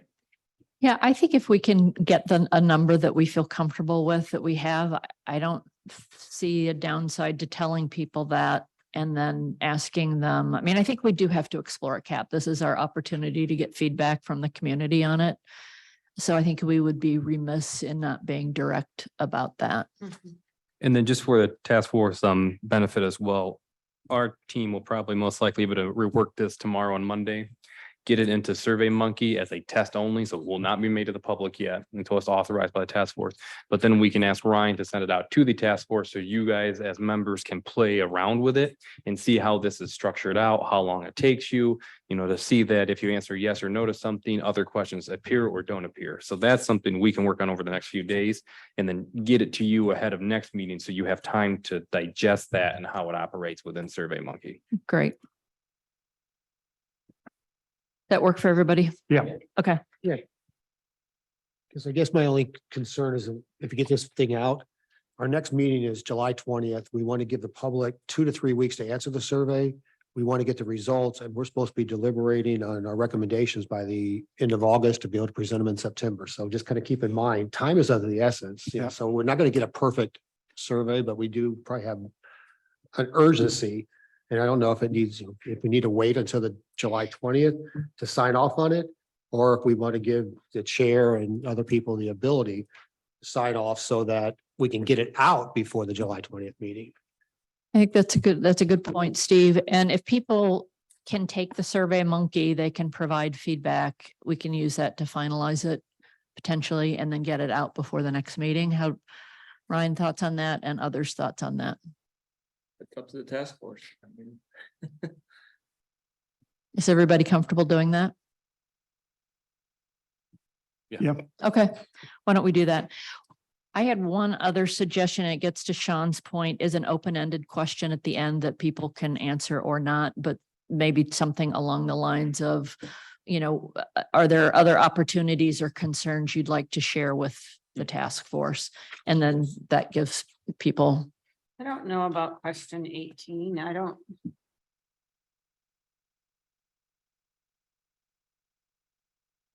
I kind of get lost in it. I don't know if people know, fees and maybe it's fine. So this Maybe it's question, me. if Elizabeth, was prepared by other residents, which I believe is in the packet past ours. So we did not feel it was prudent to include the existing fees into the survey. We didn't want to give any kind of false ideas, false hopes on that. So that's why this question is worded broadly in the sense of, should staff and council look at increasing the short-term rental fees to cover these items? We can rework that as well. But I think some residents in your packet suggested, putting in the firm numbers with how they drafted it. While we appreciate the residents doing that, we thought it might not, it would be misleading as well, especially if, residents are seeing that you're paying X amount already for it, oh no, that's permit's too high, or no, it's not enough, triple it. We wanted to dispel any kind of those questions, which is why it was not included in 18, the actual fee itself. Well, and I don't think we're legally able to charge more than our costs. So we don't want to raise false hopes that this could be a money-making opportunity for us. Maybe we could simplify that a little bit. I mean, even to, We can do that or take it out, whatever the task force is likes on that too. I mean, again, this was just taking some feedback and comments from. Well, we have heard, I think, from several people that we should make sure we're covering our costs. So I think getting feedback on that is not a bad idea. Sure. Number 19, I don't know if without providing what a tenant contract conduct agreement is, I think that's a difficult question to ask. And if we're going to leave it in, I would do tenant conduct agreement, owner agreement, because we would want the owner of the property to also to adhere to that agreement. It kind of relates to 22's first question. Should you It does a implement good, yeah. So you can almost take it out because you're asking, should we implement a good neighbor policy? Yeah, I think that's, yeah. There you go, Sean. We got rid of a question. But no, again, some of these we wanted to make sure because of the concerns that brought up that we had a pointed question to it because of the discussions we've had over the past couple of months. So that's also why these are in here. So. The marine agreement to take 21 out. I believe that was kind of some insight. Any pushback on taking out number 21? Okay. Okay, We're good. all right. Anything else? Just to recap, obviously, Cal's gonna rework it. We'll get us kind of a mock-up for you guys to test with it, provide us with feedback. I'll take that feedback, come up with a finalized version. We'll probably run it by the chair before we ultimately send it out, but if you want it out for your next meeting is what I'm hearing. And how are we getting it? How are we sending it out? Well, I think, and the other thing to keep in mind with all of this too, is we're surveying is that we're gonna be a little survey heavy this Yep. month, in the city because, actually tomorrow morning it'll be going out. The water. The waterfront assessment project is ongoing as well. And so similar concern, we have a lot of survey questions we want to ask. So there's kind of a condensed version and then there's a separate visual preference survey. So there's kind of two surveys in one related to that project, and then this will be going out. But I anticipate, putting it out in the same venues. We have our News You Can Use blast, which that email list is continuing to grow dramatically. We'll push it out through there. We'll certainly put it on our website. We'll put a notice in the paper that the survey is available. We'll make paper copies available here at City Hall. So if anybody would like to do a paper copy, if the preference of the task force is to actually mail it, then we can do that. It's gonna be some extra cost and extra time stuffing envelopes and getting it out. But if you want it to go out to parcel owners, we can certainly do that. So I guess open your feedback. I'm full of it today. So the additional surveys that are going out, like the waterfront project you just talked about, are they going, how are you sending them out to property parcel owners, to residents, to how's that going? I mean, I got a lot of property that I don't live here on the waterfront. So similar to That's this the first I've process. ever heard of it, so. Right. So similar to this process, anybody can take the survey, but we're gathering who's taking it. Like I said, it's going out in the e-news blast. You can get a paper copy at City Hall. We'll put notice in the paper. It'll be on our website. We may put it on our social media channels as well. Certainly it's gonna be in the city council packet. It's in my report. I'm gonna cover it on Monday and speak about it at the council meeting. We're trying to use as many venues as we can. But you're not putting it in the mail? Okay. No. We're also doing on that one, we're gonna be out at various public functions throughout town, with booths, with visuals. And we're capturing a little differently than with the short-term rental, but we are gonna capture. What our idea is anyway, like, if you make a comment and you're a resident, it's gonna go on a yellow sticker. If you are an owner of something, but you're not a full-time resident, it goes on green. And if you're just a tourist because the tourists are important with what they think about what the waterfront should look like, then it goes on a red stick or something like that. But that's totally separate. That's a part of our planning, looking at the zoning for waterfront. Back to whether to mail, I think there is benefit to sending it out by mail. I know there's also an expense and additional labor, but we do then get people who aren't on social media and aren't computer literate. And I think, I am told, I don't know if this is true, that there are a fair amount of people. So I think it's worth considering doing by mail. I think as important as this is for everybody, it should be sent out in whatever available. Various ways. Yeah. I mean, that way we can say we sent it to everybody. And I mean, I do think it's an important enough topic that we have to go the extra mile to make sure everybody gets it. So you want it mailed to all property owners? For city work, yes. Okay. Well, the property owners and people that own property within the city, we have all of their, Every whether tax- they live in Chicago or Every Florida tax or record. their year-round residences here, it'll reach them. But again, with the same question, so we'll be able to filter out, Correct. So that'll take. So Yeah, they'll have to make sure and get it back to, City Hall in some way. We'll have to do some. and we That might, would preclude a resident who's renting a property. The mail. Yeah, it would preclude them, but they have the option of still responding to the survey through online or. and we That's the might challenge. encourage people who get on the paper copy to say, if you can do this online, please do. I mean, it is cheaper and faster for us to process that data. But I Yeah. think for those who prefer pen and paper, Yeah, we can put a lead in on there to say, hey, it's also available online. One thing we've done elsewhere, apologies. One thing we've done elsewhere is rather than sending the whole survey, is send out a postcard to everyone in the mail saying the survey is available and here are the ways you can get it. You can go to this website or you can come to City Hall. Now that adds a little extra effort for those who want a hard copy, but it saves the postage on mailing out something that's going to be stapled and look very long and cumbersome Yeah. to everybody. And instead you get a postcard, which is lower postage, right? And it's just, hey, this is available two ways, this website. And by the way, we can set this up so the website is an easy to remember URL, like Saugatuck STR, something like that. We can do that.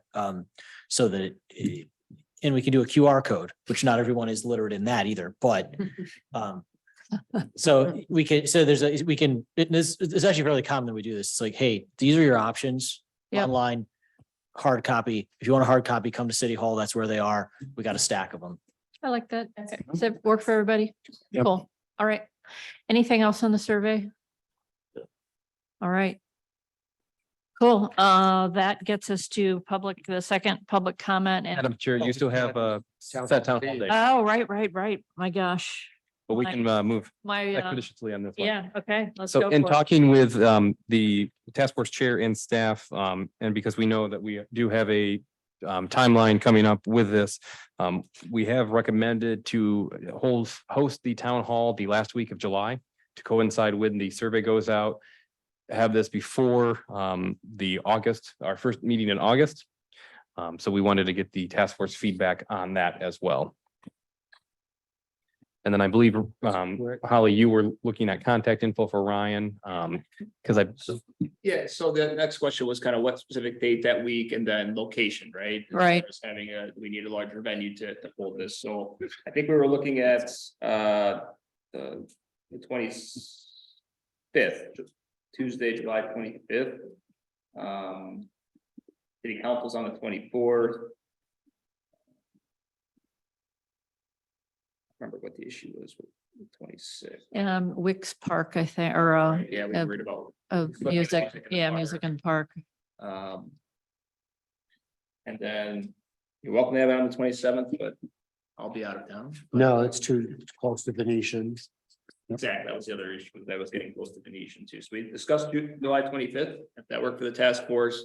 Then the chair suggested the high school auditorium. But like feedback from the task force if that date and location works. And then we'll certainly check with the school on that. Works for me. I like the idea of Wicks Park. I mean, you can announce it. At the band, you can have your booth there. A lot of residents do go there. But this is for the town hall. Yeah. Have a town The other hall. piece I'd point out, yeah, with music in the park, because I reached out to them, our other work with the waterfront project. And the event organizers had to check with their sponsors on whether or not we can even be there, because sponsorship is Every week. a booth space is part of the sponsorship package that they're paying for. And so they didn't want to create some conflict with their sponsors. So they might have an issue with that, I guess. Yeah, it feels like mixing apples and like fun and a town hall to me. Town hall's gotta be separate. I mean, not that think. town halls aren't fun, but Well, I mean, I would if think- you have a booth to make it acknowledgeable to someone. I think it was more than a booth. It's giving people a chance to talk and have, boards. that digital they can- preference boards. Yeah, engagement so boards. I think that'd be tough to do that outside. And I mean, just acoustically, it would be, Well, maybe we can find an opportunity to let them know when the town hall meeting will be. sure. We can announce it at all these projects. Yeah, I mean, we'll definitely promote the town hall. We can put For it on sure. a postcard or Yeah. that we're sending out too, so. Yeah, and I think we can maybe get something in the commercial record. We could do another letter to the editor to kind of promote what's coming up. And yeah, get the word out. What did August 1st look like if you were doing Tuesdays? As a backup, is the 25th gonna be too soon? It isn't for me, but it's up to you guys. I think we would drive for the 25th. I'm concerned as you are that we got a lot to do still, so let's get it done. So our inclination was to do the 25th or that week. That way we'd have a few days to digest all the feedback and then present that back to the task force the following week. Perfect. Tuesday sounds like the best. Tuesday, 25th. Yep. And I think the gymnasium, if the school is open to it, is perfect. So then we had a question on that too. asking staff initially, then Chair Holly did bring up the idea of the school. As much as we'd love to be in this building, we feel that it might be a little, Too small. we'll say, Yeah. shoulder rubbing. So Yeah, we'll just have to check with the school because there's construction, but it could be the library, it could be the auditorium, just yep. depending on what's going on there. We'll just have The to. other check with them. suggestion was the yacht club. We have several members who are involved there. It's a good And they have a fairly decent space to. Okay, well, Yeah. what's it? Singapore. No. Oh, Saga. Saga. Oh, yeah, that would. Other side, make them come over to that side. gonna drag you all over to our side of the river. Okay, so anything else on the town hall? so Okay, July 25th, and then is there a time that would be beneficial to the task force? I think it's gotta be after working hours, That'd be 7. 7 o'clock. I'm into. 7:15. Yeah. My guess is gonna be 10, but No, we will, we try not to extend them more than 2 hours just because of the people. And I think probably even by 8:30, you might see a wind down of that. hopefully. So if we promote it 7 to 8:30, that will then get you enough time. There'll probably be those who wish to speak longer, so that still gives you a buffer time afterwards. Yeah, and hopefully, I mean, for as many task force members who can stay later to have, those to have chat with people who want us to talk more. I like 6 to 8. Well, should we 7 do? o'clock's kind of late. Some people don't like to be out wandering at 7 o'clock and I'm one of them. Dinner before it go. How about 6:30? 6:30, give dinner enough time or dinner time? No? It's just a suggestion. Okay. We're amenable to 6:30. I 7 mean, to I- 8. Why don't we do 6:30? That'll, I think, quick, Lauren, if you want to give me the evil eye, then. Okay. Can we move the objectives to the next meeting? Yeah. Everybody okay with that? Yep. Cool. Okay, Need a thank motion you to to everybody who wrote and to those of you who participated in the survey, much appreciated. Anything else before we get to public comment? Okay. Jean, are you still on? Shoot, you are up. You want to start since I know you had something to say? Yeah, I do appreciate you considering the part-time residents, and I think I would phrase it this way. The theme that I've been seeing, driving around the neighborhood is neighborhoods need neighbors. And, that to me is inclusive. And that means we want people who are here, who are invested, and everybody is invested in a different way. And so I just feel, like our voice should be heard, and that would be creating an inclusive environment and one that is welcoming. And I think, hopefully that's what we're able to do through all of this conversation, that we're able to be respectful of each other on each other's properties and things that are going on around us. I did have one suggestion. That's the primary thing that I wanted to say. I did have one suggestion on the survey. The last question was kind of a synopsis of all the questions that came before. So you might be able to take that last question with the Likert scale and kind of make that work to make the survey a little bit shorter. I had a couple other things, but I will yield to everybody else that has comments. Thank you. We're gonna keep on Zoom to mix things up. So Greg, your hand's up. Hey, everybody. Thank you for all your time and everything that you're doing on this. I just have one thing to maybe suggest, because I know part of the committee when you established was transparency. And I know there a few of the people on the committee brought it up about being transparent about where the current number is in the percentage of rentals. And I think there's a lot of misinformation. I think there's a lot of, neighbors talking as well. And I've heard numbers up to 75% of the homes are all short-term rentals. I think we need to define a question, because, if you define the question where you're currently at, the people who don't really want short-term rentals are going to give you that honest answer of being like 23% is too much. It's not going to skew the answers, but I think at least if people are educated, you're going to get a more informed answer and a more transparent answer from that information. So just take it under consideration, and thank you for allowing me to voice my comment. Thank you. Brian, is your hand up?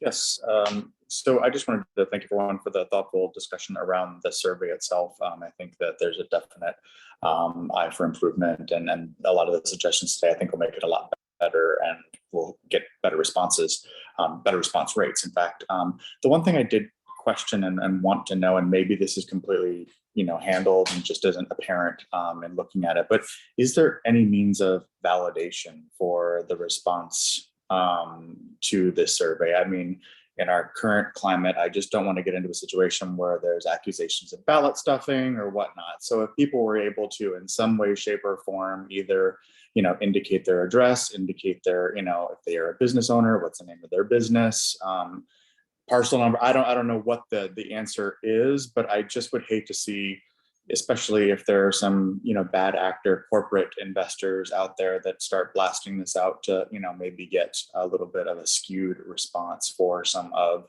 the survey information. And if we really want to have this quantitative data have any weight whatsoever, I feel like there needs to be some means of ensuring that it's at least valid responses and single responses from those people, not just repeat responses over and over again to try to bump up the numbers. Thank you. Thank you. Dick?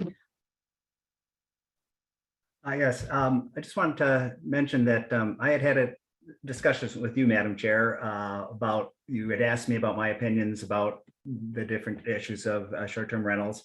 And we talked a little bit about caps. And one of the points I made then, and I think is even made even stronger now when we looked at the statistics tonight, is that the rise of more short-term rentals, it's kind of reached its peak.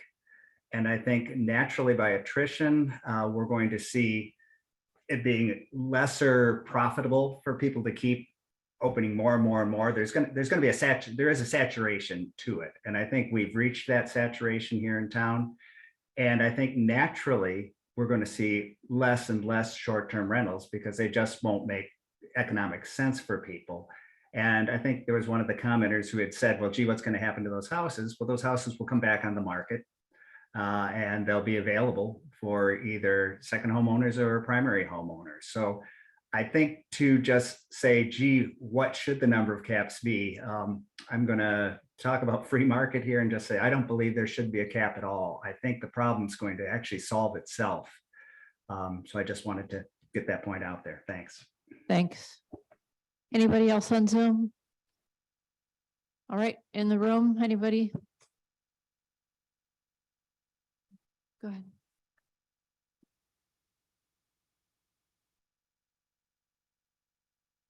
Kathy Brockington, 989 Singapore Drive, Saugatuck, Michigan. I was surprised to hear that you were discussing about property values. The residents are concerned about the quality of life and community engagement and the effect of short-term rentals on those issues more than property values. But I'm not a person who, I just live in my house because it's my house, not because it's an investment. I would love to hear more information on the effects of short-term rentals on the established lodging businesses. And that was not addressed at all in the survey or in your research at all, because we have people that have been in business for years and years in the lodging business. And how are they being affected?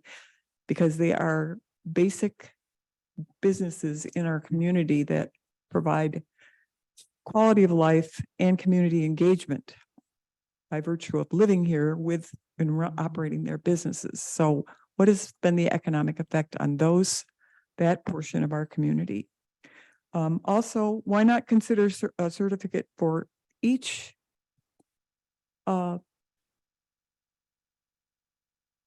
area that is rented out from a building? My sisters are running a short-term rental and they have 3 units. Should be a certificate for each one, so each one gets inspected so that it's up to code on all 3 of them. And that it's not violating properties and stuff. And besides, we can get more tax money that way. And could you consider a question about asking survey responders for one group, are you a registered voter in the city of Saugatuck? That would identify most of your year-round residents. And then another question could be if you own property and you live here part-time. But are you a registered voter? Means that they have declared that this is where they sleep most of the time, and so they are a year-round resident. And then that can be checked against the voter QRF list if you need to, if you wanted to verify somebody's residency. That's all. Thank you very much for your work. Thank you. Appreciate your time and energy, and I hope that we can come to a satisfactory solution to this issue. And since I have 21 seconds left, 18 seconds left, I wanted to be on this committee, but when my application went in, it got lost online and I was very disappointed. So, and this is the day that I had time to come. So I'm going to be in Fiji when you have your town hall, if it's on the 25th. So Thanks, Thank Kathy. you. Anybody else in the room? Come on up.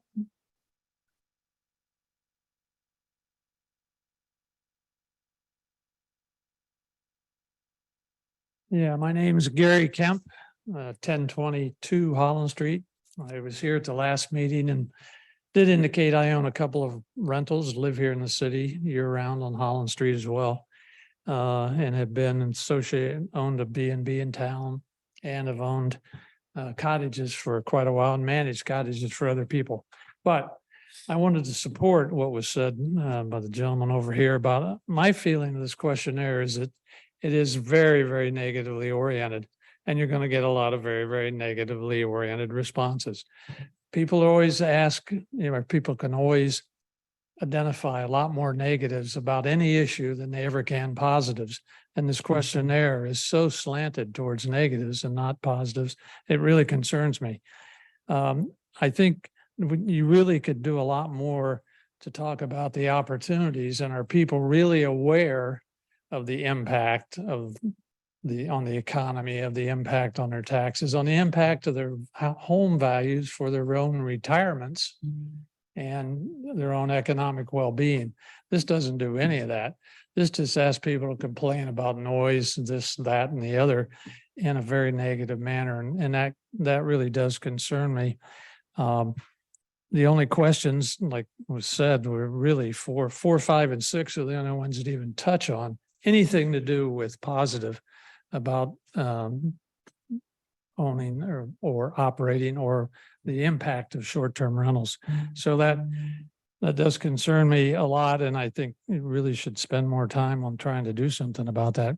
Stakeholders, I really think you really need to emphasize the stakeholders participating in this thing. B&B owners, business owners, everybody that's impacted economically again by this better be able to participate in this survey from my perspective, because those are the people that, if it isn't economically viable, move out of town and you won't have a place to eat or shop or do what you do with the businesses or even some of the lodging places. And I do support that yes on the mail. Please mail it, because there are people that aren't computer literate and are people that want to write in things and whatever. And also an indoor out of town hall meeting. I'm very supportive of that. I agree with that.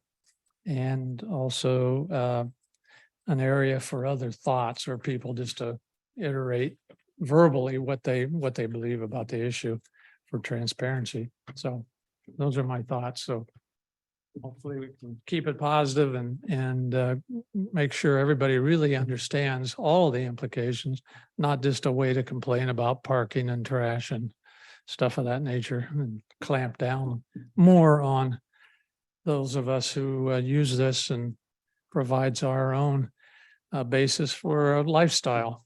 Thank you. Thank you. Anyone else? Yes, come on up. Thank you.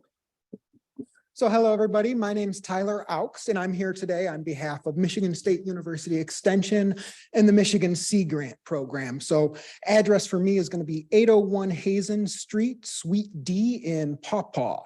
So I'm work out of our Van Buren County Extension Office. You may be familiar with Extension for some of our flagship programs like 4-H or our health and nutrition education, our work we do with our ag producers throughout the state. But I'm part of our team that does education, outreach, and support for local communities, primarily working with elected and appointed officials, much like yourself.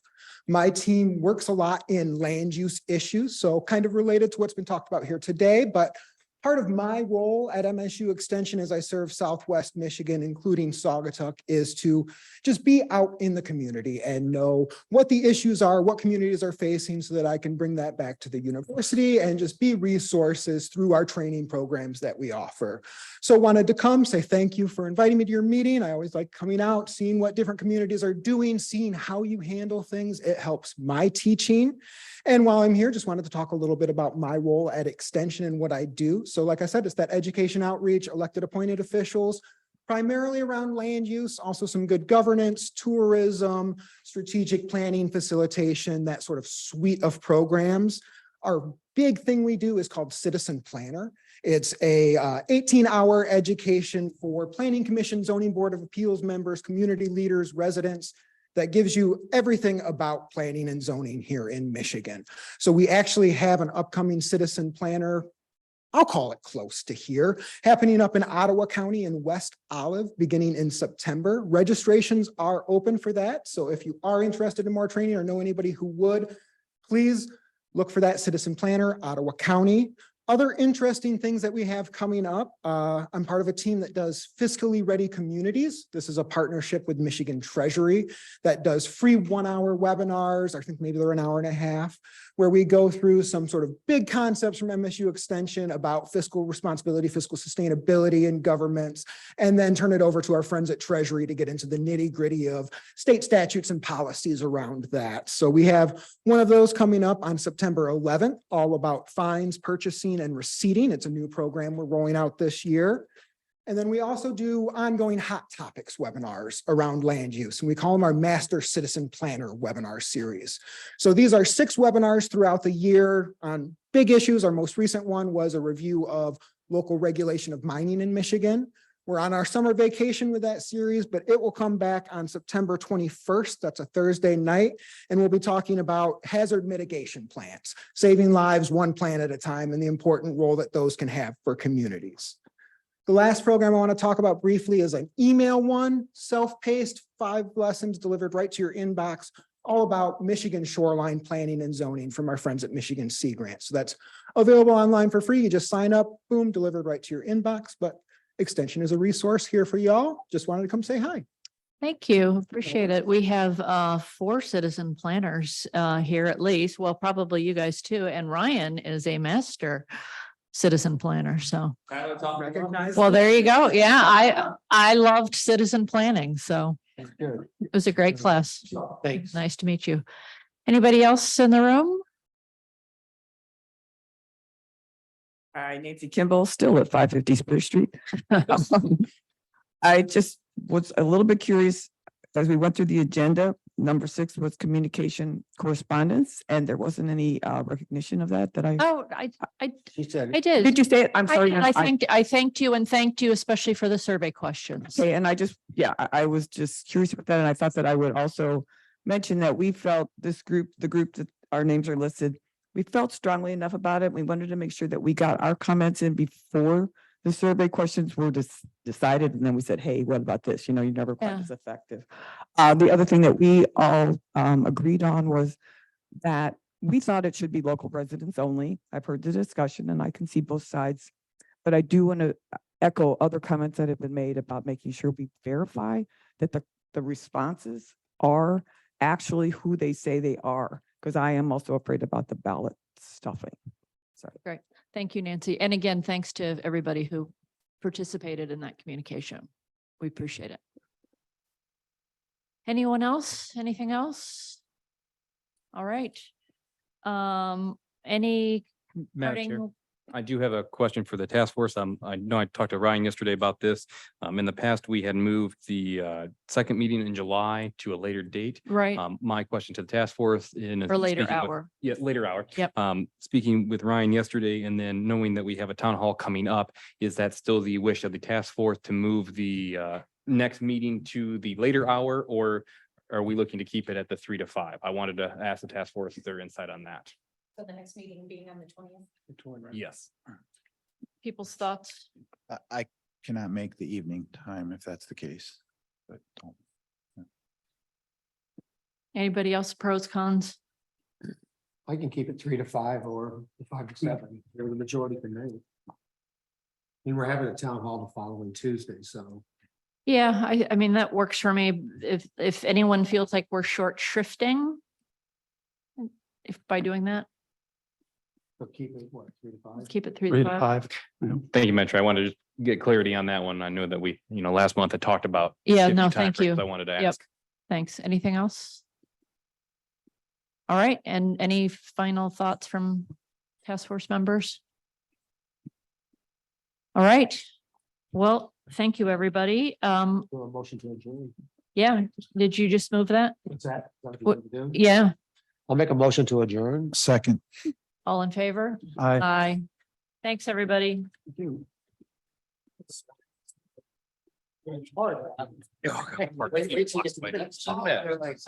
Yeah, revenue. I'm like, there's nothing I can. Down by that area down there. So I got a phone call right after we talked.